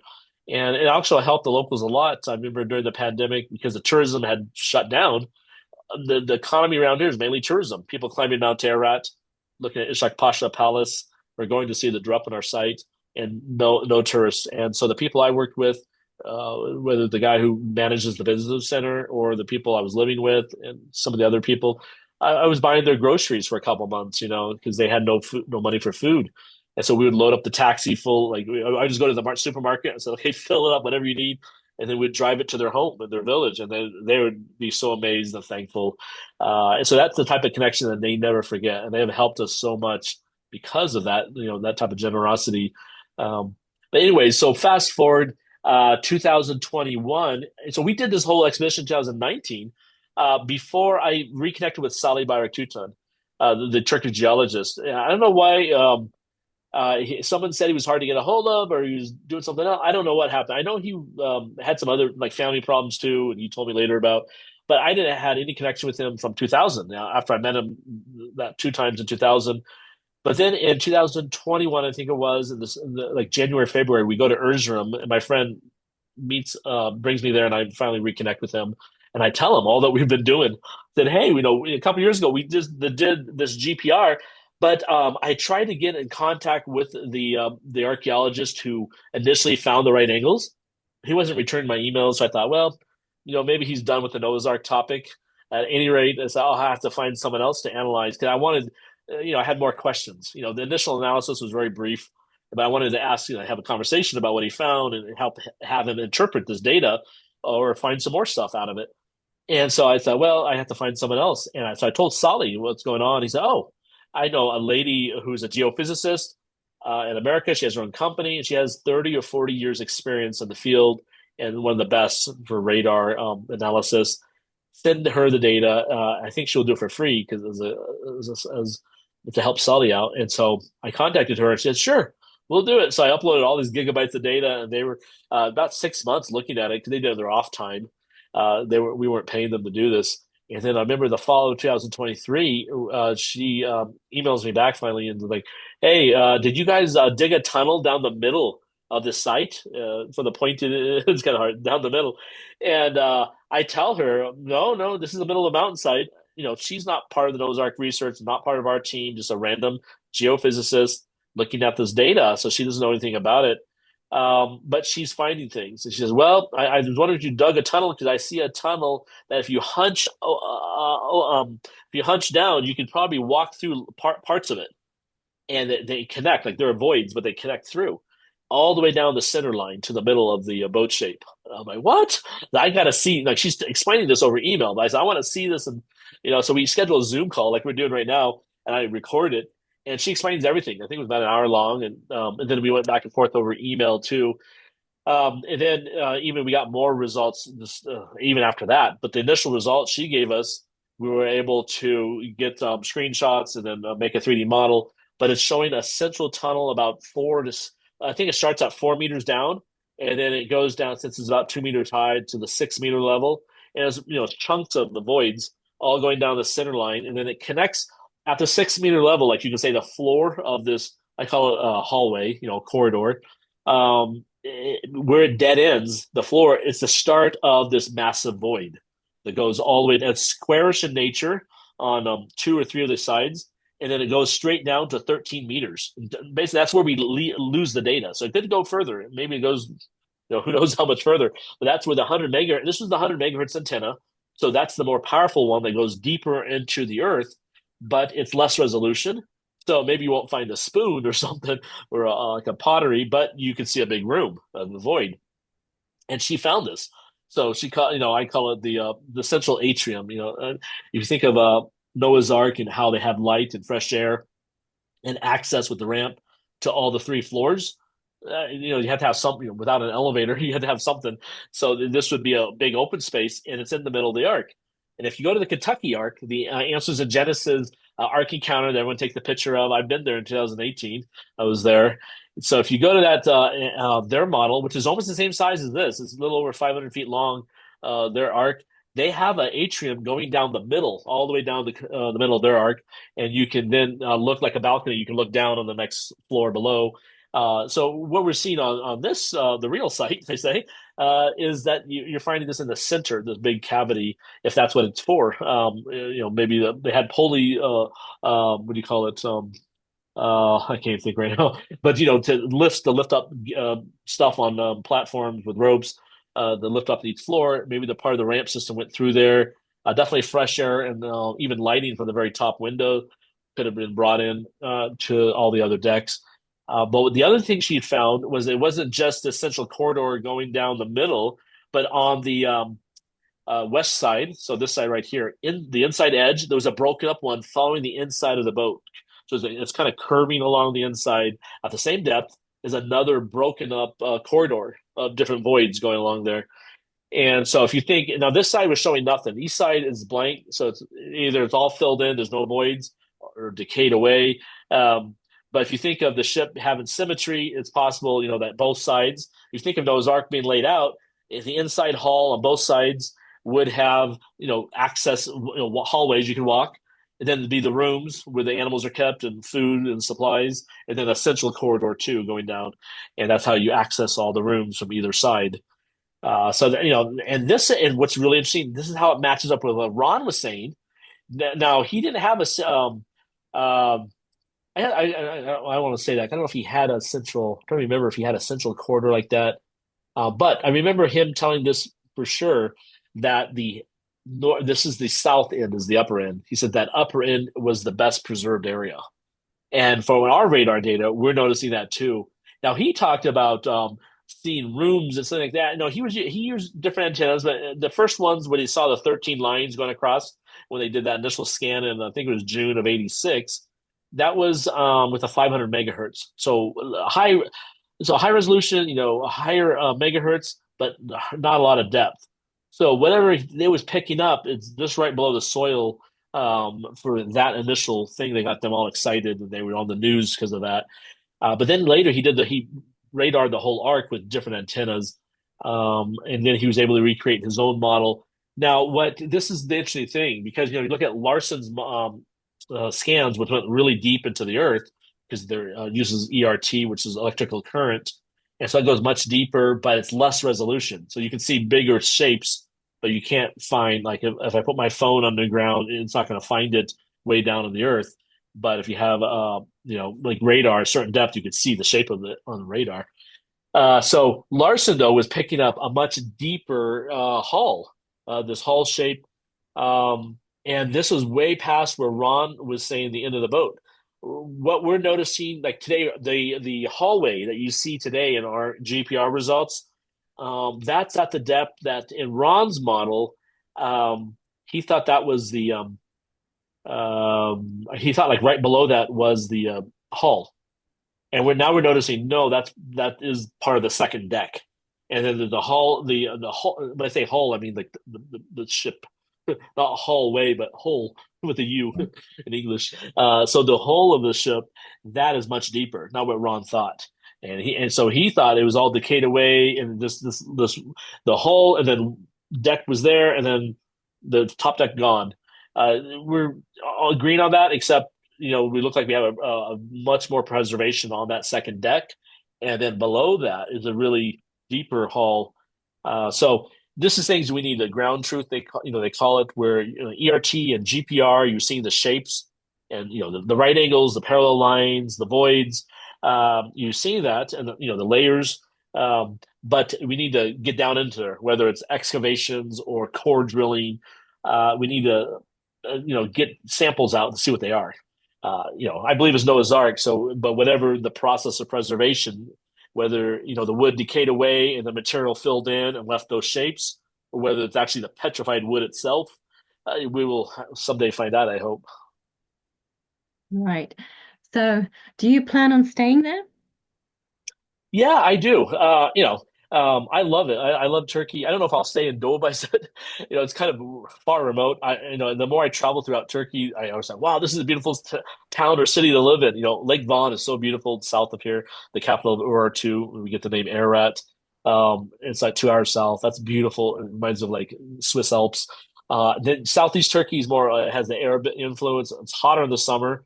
But you have a lot of traditions and things to explore down there. You have Göbekli Tepe, the possibility of the northern proposed Ur, the Chaldees, and we're in Abraham's birthplace, and Şanlıurfa. So it's basically northern Mesopotamia. A lot of unexcavated tells, the big mounds just scattered all through the plain there. Turkey has so many amazing sites, and I've only been once to the Black Sea coast, which are mountainous and covered in forest. Unlike here, where there's really not much trees. So, I like it here because I get 30 minutes. I'm right to Noah's Ark. And so, but if we ever finish all the work we could do here, and then I look at other options. But for now, I'm here, and God's opened the doors for me to stay here. So, Could you still explain about the Royal Egyptian cubit and about the measurements? Yes. Yes. So, in the Bible, it mentions in Genesis chapter 6, Moses, when he wrote about, and I believe Moses wrote in the book of Genesis, but when he wrote the details of the flood, when God gave it to him to write it down, it's not very detailed. So the details God gave or what Moses decided to put in, under inspiration of the Holy Spirit, he thought that was enough. We don't know every room, how many rooms there were, where there was the sewer system, the toilets, where do they sleep? We don't know all that. We just know the basics, and here are the basics. We know there was one door, that it was a ship, that there was 3 decks, there was a window at the top, and the dimensions, width, height, and length. That's it. So now when you look at that, you think, well, there's some logical, you got to think of, you got to be logical. Obviously, the ship was waterproof. We know the material used, even though there's still debate on what type of wood, but it's called gopher wood, and it was sealed with the pitch, make it waterproof. But again, we don't have much other details. Now, Larson, after his survey work, he really believed that the dimensions given were the internal dimensions, meaning that when the Bible says 300 cubits long and 50 cubits high and 30 wide, I think I got that right. Let's look at the height. Was that 50 from the very top outside rooftop to the very bottom of the hall? And then how thick was the hall? So you got to add in how thick were each floor, the decking. So he thought actually instead of from top to bottom that way, these are the measurements going from floor to ceiling of each of the decks. So when he was looking through his scans, he believed he had discovered that it was kind of goes along with what David Fazell actually did in the 1980s, that this is more about capacity and not about the outside length of the boat. An example, I remember it was in Fazell's films back in 86 or 87, but they talk about a house. So if I say I live in a 5,200, in America we say square footage house, that doesn't tell you about the shape at all. It just says how many square footage. It could be 2 stories high. It could be 1 flat story. It could be a square house. Maybe it's an L-shaped house. It doesn't tell you much, but it does tell you, people when they buy a house, they want to know how much living space, that you can walk and live in. So that's the importance. So when Moses wrote these dimensions, we're thinking it's more about the capacity for the internal structure. Now, when you do measure from point to end, from the top point to the bottom end, you do get 300 Royal Egyptian cubits. Now, you say, well, so what do you mean about Royal Egyptian cubits? So during the time that Moses wrote this is the late Bronze Age. So I would put this in, the 1400s BC, basically 3,500 years ago. As the metric system today is the standard of measurement in science and outside of America. So the standard, they had a standard back in the time of the Egyptian Empire, which was the superpower of the day, along with the Hittites and others. But for whatever reason, even the Mesopotamian cubit, it was very, very similar, almost the same size as the Royal Egyptian. And it's standardized to, in inches, it's 22.6 inches. So 22.6 or 22.62 inches. And millimeters, I forget what that converts out to, like 500 something, I think. But so it's, if you look it up, like in different encyclopedias, Ron quoted from the Encyclopedia Britannica, they even say that the Royal Egyptian cubit was the linear standard of that day. And it was a longer cubit than the short one that you say more of the elbow to fingertip. Because if you were to take the Royal Egyptian cubit, that was the cubit for a man, then that person would be really tall. And we have the royal mummies, and these pharaohs are very short, even with the shrinkage accounted for being a mummy. The bone skeleton size, the Egyptians weren't really tall people. So the Royal Egyptian cubit was like kind of I don't know how do you describe it, but it's kind of like maybe you think with the gods, they believe that the pharaoh was a god, something that was more than man, because it was a cubit and a handbreadth basically. So a cubit in a hand. So one cubit was 6 handbreadths. Well, the Royal Egyptian cubit was 7. It was a cubit in a hand. Sorry, they're doing construction work. I hope you don't hear that. They're banging away at the walls. Okay. Um, so that, which is interesting. That's 7. No, 7 is a biblical number, but it was 7 handbreadths. It was the Royal Egyptian cubit, and this was an exact measurement. It wasn't. It didn't change after each pharaoh passed away. No, it was a set standard. And when you take 300 of those and you convert it to the English measurements, like 20.62 inches, and then you divide that by 12 to get feet. It's 515 feet long, and that's exactly the length going from bow to stern, if you were to say it that way, from tip to tip. And we've even measured it when John was there. He did it, I think, with lasers in 2014, and then in 2022, I think it was right after the pandemic. I had a guy from Texas, and he wanted to measure it as a tourist. He just wanted to make a video trying to show that this is exactly 300 cubits long. And so I helped him. He had a 300-foot long measuring tape. We went all the way down the center line. So there'll be some, difference because you're going along the ground. But we went to the very end of the tape measure, then we repeated it, and we got to the very bottom, and it was exactly 515 feet. Basically that rounded area down here. Which to me is like a divine. I was just talking to somebody. I had a podcast last week with Denise De Silva, who is a famous conservative podcaster, commentator, author in America. And I was telling him that I said, look, this is, if I were to say, oh, I found a boat shape and it's 1,000 feet long, it doesn't match what the Bible says. And okay, it's just some other boat. But because it has that dimension, so yeah, we found a boat shape. But because you have a dimension that fits the length given in the Bible, it's like a divine proof of, or a divine, what do you call it, signature. Like, hey, this is Noah's Ark. It's not some other random boat. So it's very important, the dimensions. Now, the width, though, in the middle, because someone will ask, well, does it match what's given in the Bible? No, the width is wider. But others have said, and I don't know if this is 100% true, but I haven't really done the math. But you can notice that there's one part, let's look here, that's fallen away. So it is wider, and it's 138 feet or so, right? Or 130, I don't know if it's 138, but anyways, it is wider than the 30 cubits given in the Bible.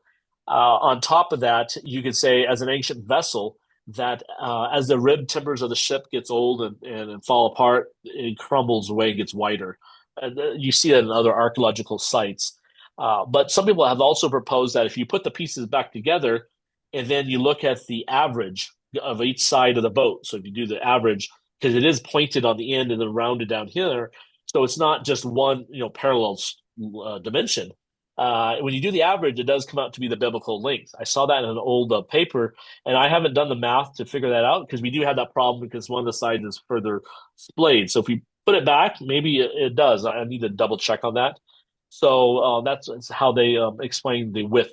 Now, in regards to the height, well, it's covered in dirt, as you can see, and it's buried. So it's kind of hard to determine the height of what Noah's Ark is for this site because it's decayed away. But yeah. Yeah, wow. Are you still up for another question or yeah, let's keep going. Yeah, we can go. So I remember seeing those steelies, Ron Wyatt, those border markers and you've flown around with a drone on the Iranian border. Oh, yes. Telling us about that? And that was really new to me about the Farsi numbers and about it. Actually, my question is, because in Ron Wyatt's drawings or pictures, you could see that there were faces. There were faces in the arc shape. So, can that be verified in any way? Or was he completely wrong in that? Anyway, you tell us your version.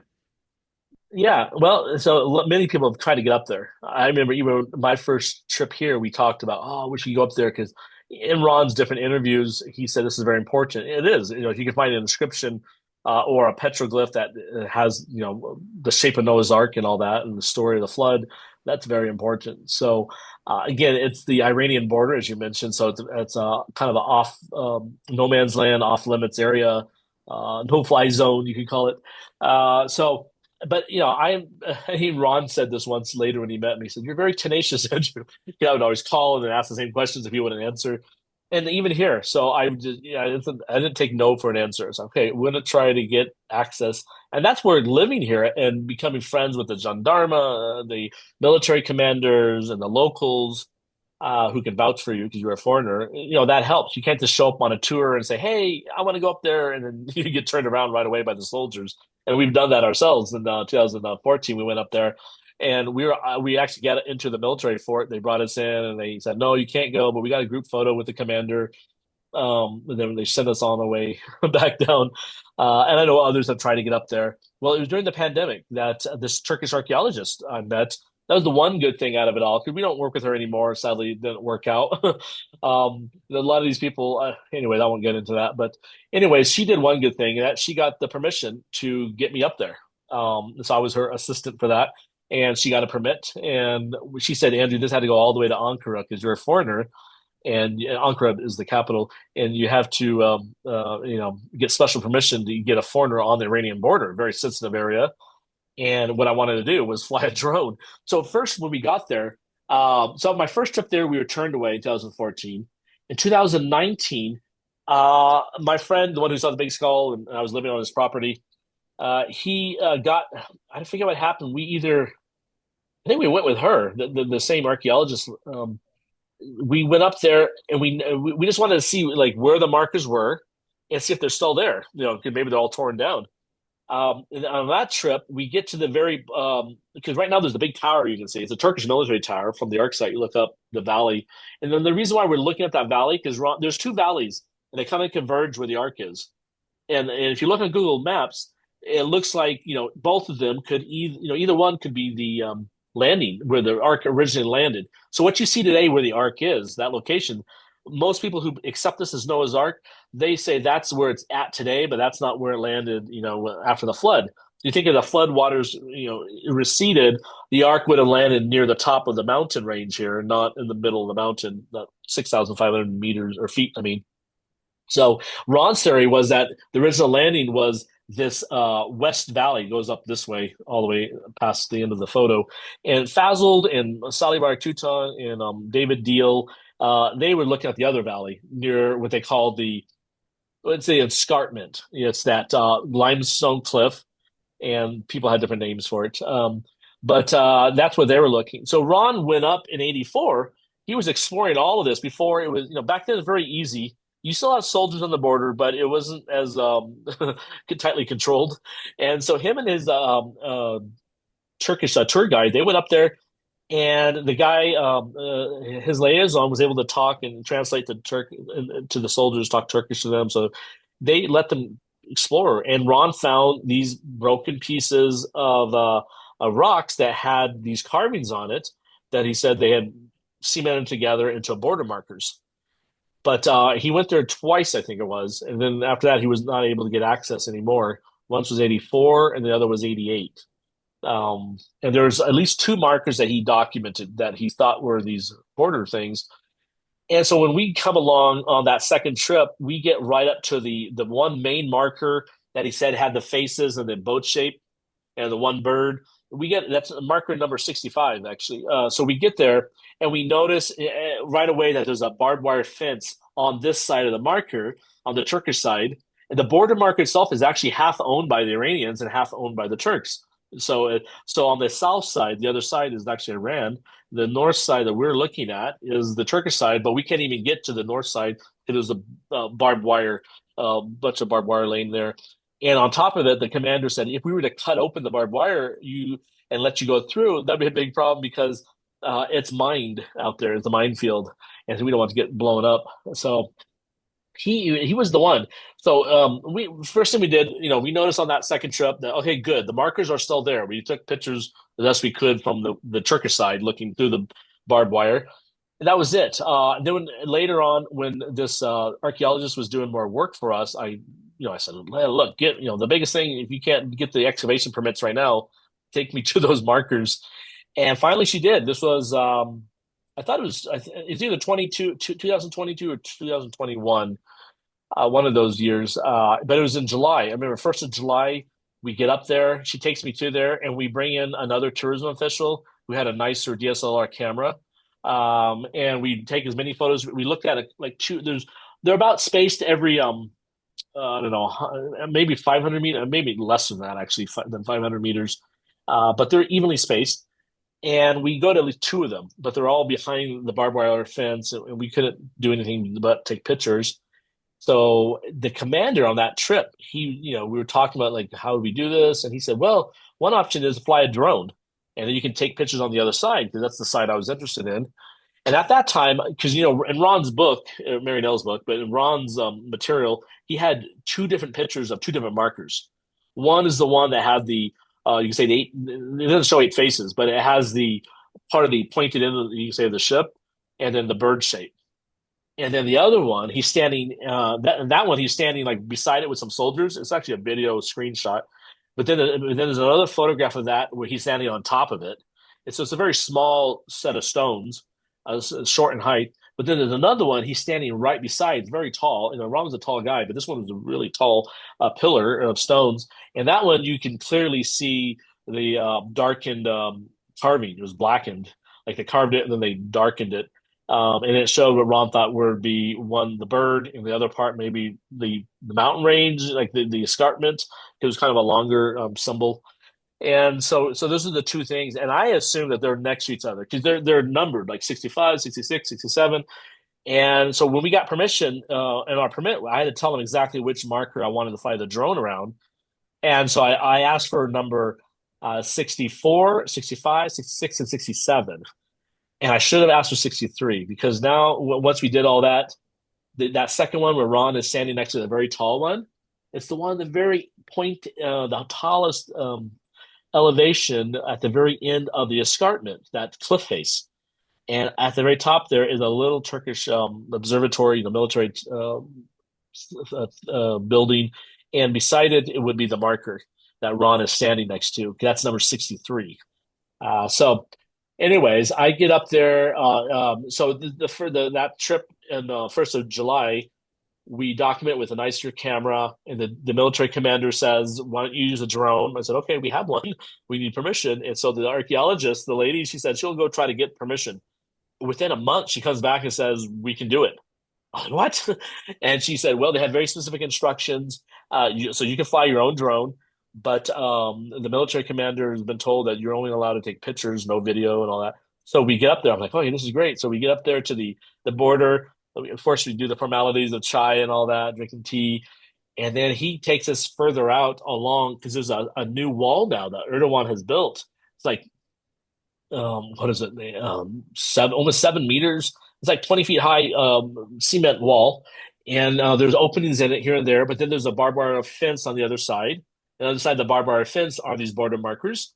And along the fencing is also these big, tall towers where they can go up and observe stuff. But then on the Turkish side of the wall, too, of the new wall, there's a service road. And so the commander drove us in his Jeep. Well, he had a driver, his security guard.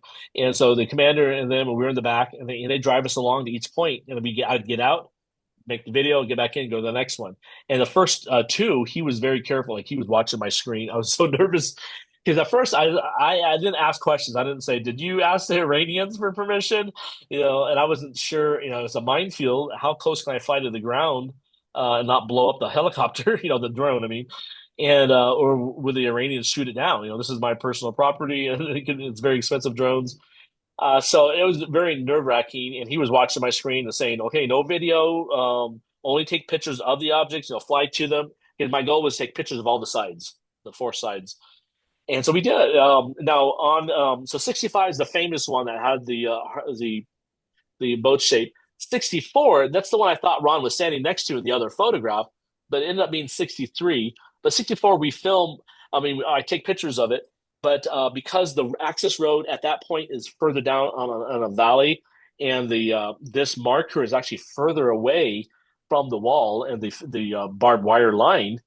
And so when I fly the drone out there, I'm down below, I lose connection. And so I'm thinking, oh no, my drone's going to fly away. I haven't even backed up the memory card. I'm just doing all the stuff, and all the photos are on the little chip on the drone. But thankfully, it returned out, like it knows what to do, and is the Chinese drone DJI, and so I got that control of it.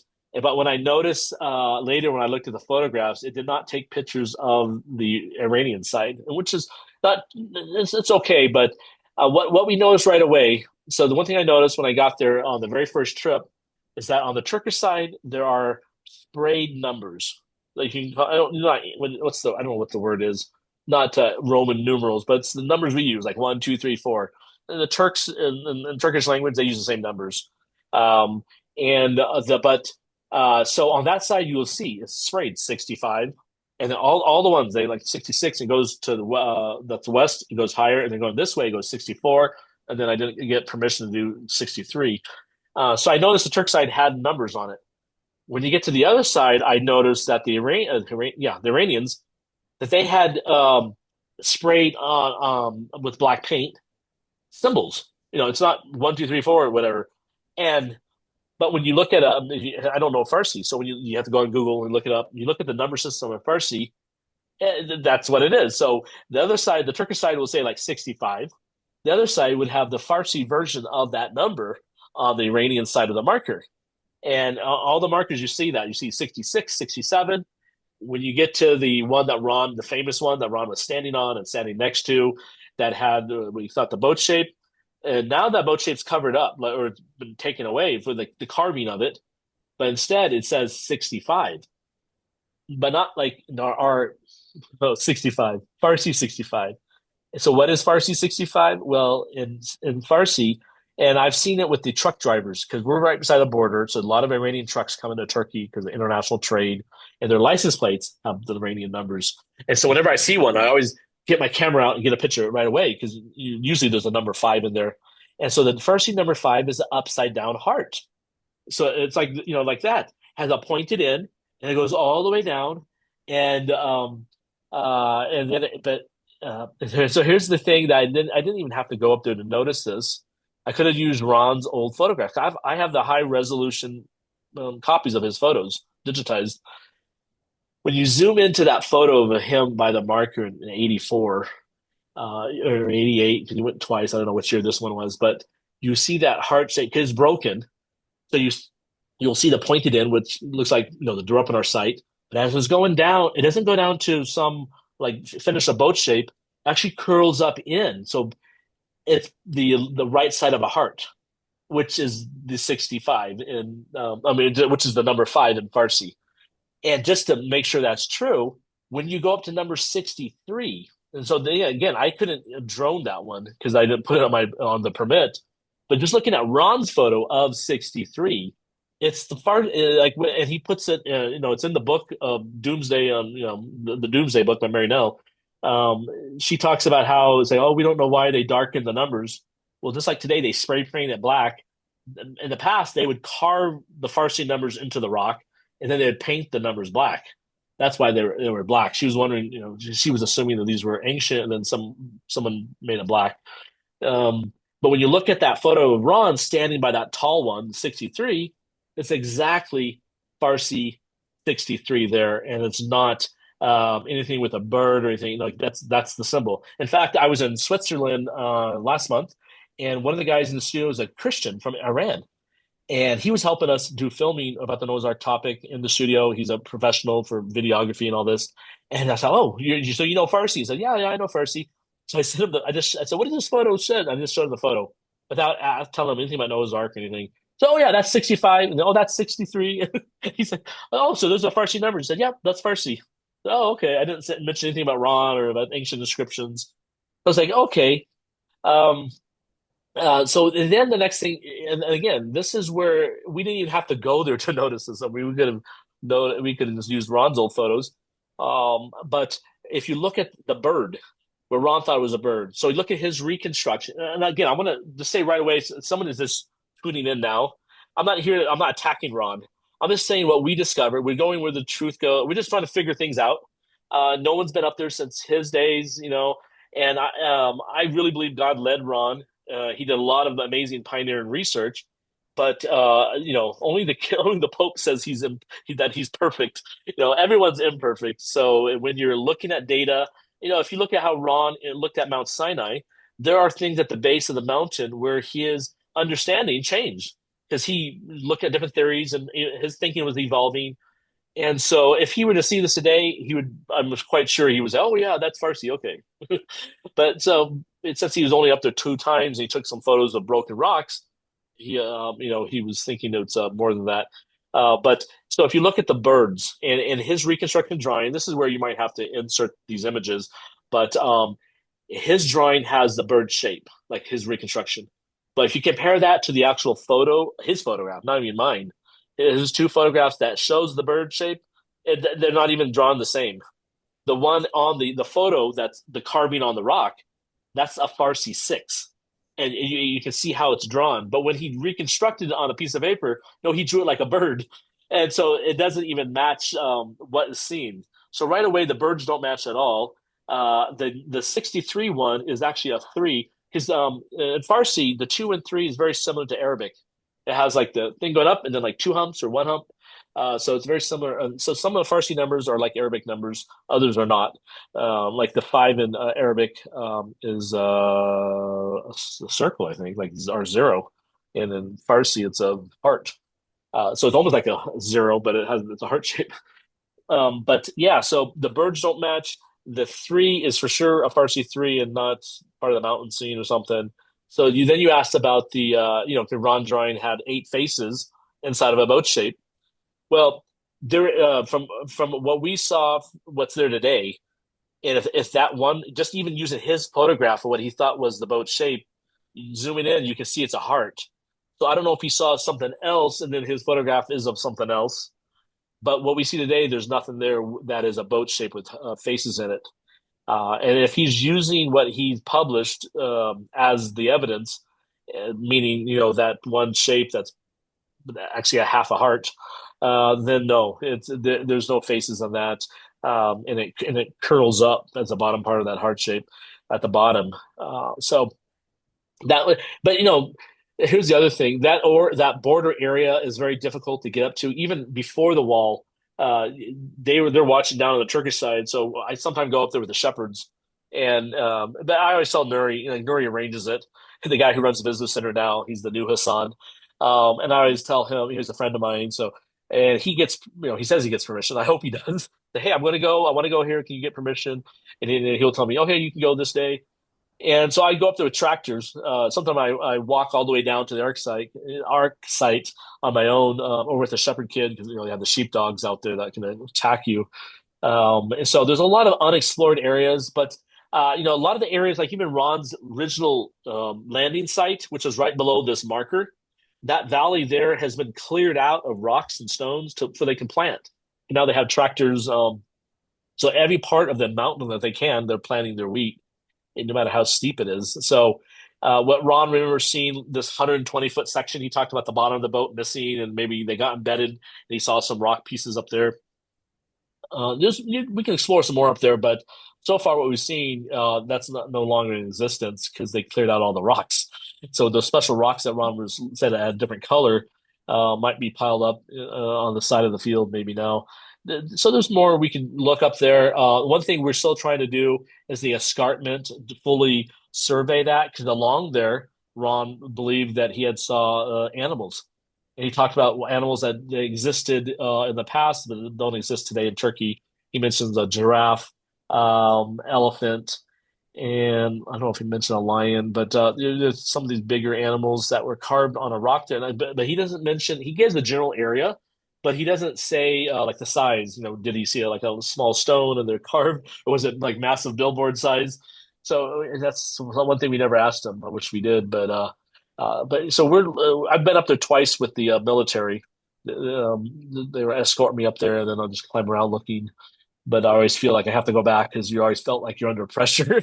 Soldiers are kind of like, they get bored, they're smoking their cigarettes, and they're waiting for you to get done with them. I'm just studying the stones. So there's a lot more that we can do up along that whole cliff face. But yeah, that's the story so far, what we know about the markers. Maybe he saw something else and that hasn't been uncovered by us. But so far what he said was it, and he took pictures of those markers. Those are the ones we took pictures of too, and they're not matching ancient inscriptions. Yeah. And so you always need military permission to get up there. So it's not easy to Oh go. yeah. In fact, now, especially with you're going past the cement wall to get to the border markers. In the past, that wall wasn't even there, but now there's a big border wall. Yeah. So, Wow. Well, we've been talking for 2 hours at least now. I think we need to oh wrap this up. I mean, I'd love to keep on talking. yeah, I don't no, know you if had you great want to take questions. I really liked it. Yeah, I mean, would you, but shall we stop now? Yeah, we could continue. We can always do a part two. We have more days ahead Yeah, of us. I'd love to do a part two. I Yeah. mean, we still haven't discussed Sinai or Oh yeah, part three, part four. Make it Red Sea a crossing. series. Yeah, Yeah. I was just there with let's see, a South African group, a Polish guy, and yeah, four South Africans. They were one's an archaeologist and the others are scholars and a family, and so they wanted to see it. So I was just out in Nueva. We went into Wadi Wow. Wachir, and Yes. it was really good weather too. So that was last weekend. I was there. Wow. Wow. You're a lucky man. You really are. Yeah. Well, God bless. So I'm so Well, happy. It's a privilege to do it. You don't plan it. Like you're not like thinking, okay, 5 years from now I'll be doing the, just kind of go where the doors open. It's not really planned. Like I didn't have it in my mind to be doing it like this. I was just, it was a personal interest. Then it became, okay, I'll share it with people because they were asking. And then the doors opened because I knew the locals to do more than that, like making videos and doing research. So, yeah, so your computer science studies have really blessed you. You chose the right path. Yeah. just this morning we were looking. I mean, when I say we, I was looking at some of the new things we're doing is comparing old declassified spy satellite photos of the area. So back in the 90s and even in 2000s, President Clinton and then the second George Bush, they declassified the old spy satellite photographs for certain programs up to 1984. And so when I heard that, and they're slowly putting them online. You have to buy them still though. It's like $30 for each one, and so we bought thousands of dollars of satellite photographs of the Darupana area, of Mount Sinai area, the Red Sea crossing area, some of the Exodus route areas. I haven't seen a pillar yet on the Saudi side because it's not that high resolution. I'm trying. I just want to see a Yeah. shadow. I want to see a shadow. Then I can say, there it is. Yeah. So maybe Yeah. after 84, if they can declassify those or something. I'm working on that still. But for Noah's Ark, like today, I was there's a huge file, like a gigabyte file, just for so it's a strip the satellite goes along, and that strip is cut up in images. So you buy the whole strip for $30. They're digital files, they're TIFF files, but each one of those images are like 800, 900, up to gigabyte size. So and my older laptop is like overheating trying to open these things. And I have a new laptop coming soon, so I can't wait because I just want to quickly open the files. And what we're trying to do is compare using remote sensing from the Ara Guler photograph all the way. So this is low altitude airplane. Then we have the original high altitude plane that Drupnar studied. But now we have the spy satellites from thousands of mile, or I don't know what it is, but way up in the sky, and they took photos of all these areas, and so we found photographs from 64 until 84. So that would be 20 years worth. Now, 64 one is not the best. You can see part of the arc shape because the resolution is not the greatest. But in the 70s, wow, the technology is like Google Earth today. You can clearly see the boat shape. And so every year we're looking at it, and we did notice, just like that I mentioned earlier, that geologist who went there in 1973, and his photograph shows this western side, the dirt had fallen away and the arc popped out. Yeah. It shows that in the spy satellite because you can see the shadow. It has a dark shadow on the whole edge. So it does show. I'm trying to, and I didn't get time, but maybe this evening I'll do it. But I'm trying to see because we know there was an earthquake in '68. I mentioned the 5.4. So if I have a photograph from '67, or even a photograph after, like from '69, that shows the shadow, then I'll know that right before that and after the Ari Guler photos, this is what happened. So the reason why it's not just to do it for fun, and the reason why we're doing this, it's remote sensing studies. It's helping show that while the outside of the shape is always changing. Look at that, like the black and white one. which one to decide. The black and white one here, it has the Earth all the way up to the top rim of the boat, and has different crevices. Now look at it, 60 years later. The site it collapsed away. The crevices are changing every year, but the boat shape is still there. It's more eroded along the rim, but it's still the same length, same width. So this shows that there's internal stability to the site, and you have to explain that then. So if it's not Noah's Ark, it's something else. But you have to explain why it's because the one thing that people say is one of the most popular things is that, oh, dirt was just coming down the mountain, went around a boulder, and formed an oval shape. You have problems with that because, like our recent soil tests showed, the dirt inside is different, 3 times more organic. Number 2, the pointed end is uphill, the complete opposite of how mud coming downhill would form. The pointed end should be downhill, but it's uphill. And there's no obstruction up here to create the shape. There's a boulder in the middle, but that boulder is free floating. Actually, it's not part of the bedrock right there. It came down either with the ark or later rolled in. But there's a bottom to it. There's like 2 or 3 boulders there, and it's not bedrock. So the mud didn't go around it and form the ark shape. These are so it's part of understanding the history of the ark, showing also how the environment around it's changing, and that will help for future preservation efforts to see what we can do to make sure the ark doesn't further fall apart. Is understanding how often the mud flow changes around it. This is a high elevation, so you're dealing with snow and rain and hail. And so it's slowly getting worn down. But at least for now, they're keeping the sheep off. And tourists usually are not allowed on, but sometimes they let people go up on the ark.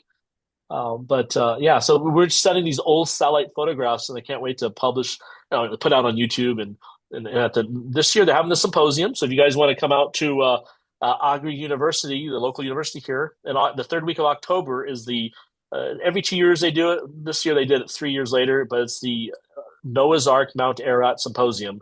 So different scholars and lay people, including myself, will present papers of the different things we're studying, not just Drupanar, but also Mount Ararat.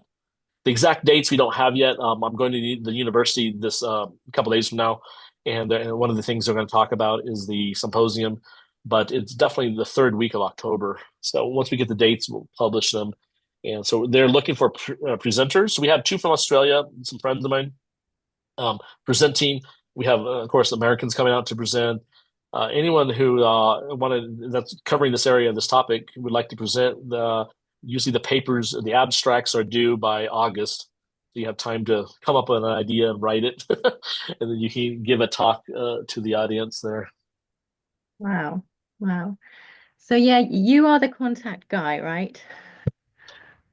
For the symposium or what? No, for Noah's Ark. Yes.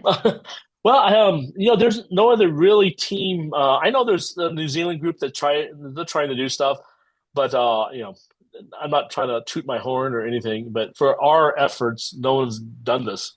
We've done now 2 complete GPR scans. We're going to do more. We've been around when they've done the ERT from 2014 and 2022. The Turks, or 21, the Turks did ERT, much larger than John Marston too, much more complete. But they haven't released the results. I've seen personally the initial results. So yeah, and then of course we've done LiDAR. We've done the photogrammetry, the drones, the thermal cameras, soil analysis. There's things that we just keep doing as much studies that they allow us to do. Everyone else is talking about what they want to do, but no one's done anything. So I for now, yeah, if someone wants to learn about all the history, and come out here and see us, they're more than welcome to. We'll share everything. So would you like to advertise your tours? How could one come? Yes. So we're also, just let people know, the tours help pay the bills. But if we have people come in all the time, and they'll just contact us through the website, and they're already in the area, and I'll just go out there. Sometimes they pay me for the day. Usually it's like $150 for the whole day, or I'm with them like a guide. It's a normal Turkish guide fee. Other times, if they're just there and I'm there, it's free. I don't say, "Oh, I'm not going to talk to you if you don't pay me." So I'm freely sharing what I've learned on my own and learned through others. So I'm not. It's not a money thing. But if you want to go on a like official tour, you have an itinerary, and we have Turkish guides and myself, and we go through different historical sites, not just Noah's Ark, but also we see the start of the Euphrates River. We think of the Tower of Babel, how they left That's another piece of evidence that this is Noah's Ark, is that when they left this area, there's a natural route from here to northern Mesopotamia onto Iraq and all that from here. So, because the start of the Euphrates, one of the branches is the Murat River right over here. So we take them there. We go see the anchor stones, of course. We go to Van, see the Urartu, where we get the name Ararat, the English word Ararat. That's the ancient kingdom of Urartu. Their capital's in Van. We see Armenian history. We go through southeast Turkey. You see some of the Assyrian church, which they use the Aramaic language, and we see Haran, where Jacob's well is, and these other sites associated with Abraham in northern Mesopotamia there, and Şanlıurfa. We have extensions for 7 churches are in Turkey. But Turkey has a lot of biblical history. And then we have Cappadocia with the underground churches and underground cities. These are more popular Western Turkey sites that most tour companies take people to. We mainly focus on Eastern Turkey, where hardly anybody goes. And of course, we're really doing this research on Noah's Ark. But sometimes they want to see these other sites too and make it one big trip. So we will throw in the 7 churches. We get a group that wants to do it. But if you want to contact us or sign up for a tour, our first one's coming up next month. And we usually have them every other month or sometimes every month. But you can check out the schedule on the website. It's noahsarkscans.com. Noah's Ark, the scans plural, Noah's Ark scans, one word, .com. And there's a contact page there. You can reach out to us if you're, or you can just go to our YouTube channel, which is not Noah's Ark Scans. The YouTube channel is Discovered Media. And that covers more than Noah's Ark. So it covers Egypt and Saudi and things like that. So, yeah. Yeah, my dad would have really liked to come and climb Mount Sinai with you, but maybe he's too old to do it now. Yeah. We have people just go to and also just see it. So yeah. I've had 80-year-olds climb. We've also had the more older, they just stay at the bottom, they see the sights and enjoy the what they see, not go to the very top. That's very strenuous, and it's an all-day activity. Even young people going up there, we had a climber, not on my tour, but it was another company, and my friend was on that tour, and one guy was kind of bragging that he went to base camp in Everest, and he's all fit and he could do all these mountains. Well, he was going up this mountain, he gashed his leg, and they actually had to call an ambulance in. So it's it's not an easy climb. If you make one wrong move, you could sprain an ankle or cut your leg or something on a sharp rock. So but you could. I mean, people could do it. I'm not trying to scare anyone, but at the same time, it's not like the traditional St. Catherine where they have a trail and camels taking you up. This one, you're following the animal droppings. There's a path that the Bedouins have set. And you follow the stone piles going all the way to the summit, but it's a steep trail. So I think we'll save that for another time. Yes, we'll do this. Mount Sinai. Yes. So we really appreciate you giving your time. And you've shared so many interesting. I probably talk so fast trying to fit it in. I feel like I'm under pressure. So hopefully my California English, your audience can understand it. I hope. Like I've said, you have a way of being so descriptive with what you say. And so thank you. We really appreciate this. I'm happy to share. It's a privilege. Again, it was not something I planned, but now that I'm here, what's the point? You can't just keep it inside, and it's not just for me; it's for the world. And so, if someone asks, I'll share for sure. Thank you. Yeah.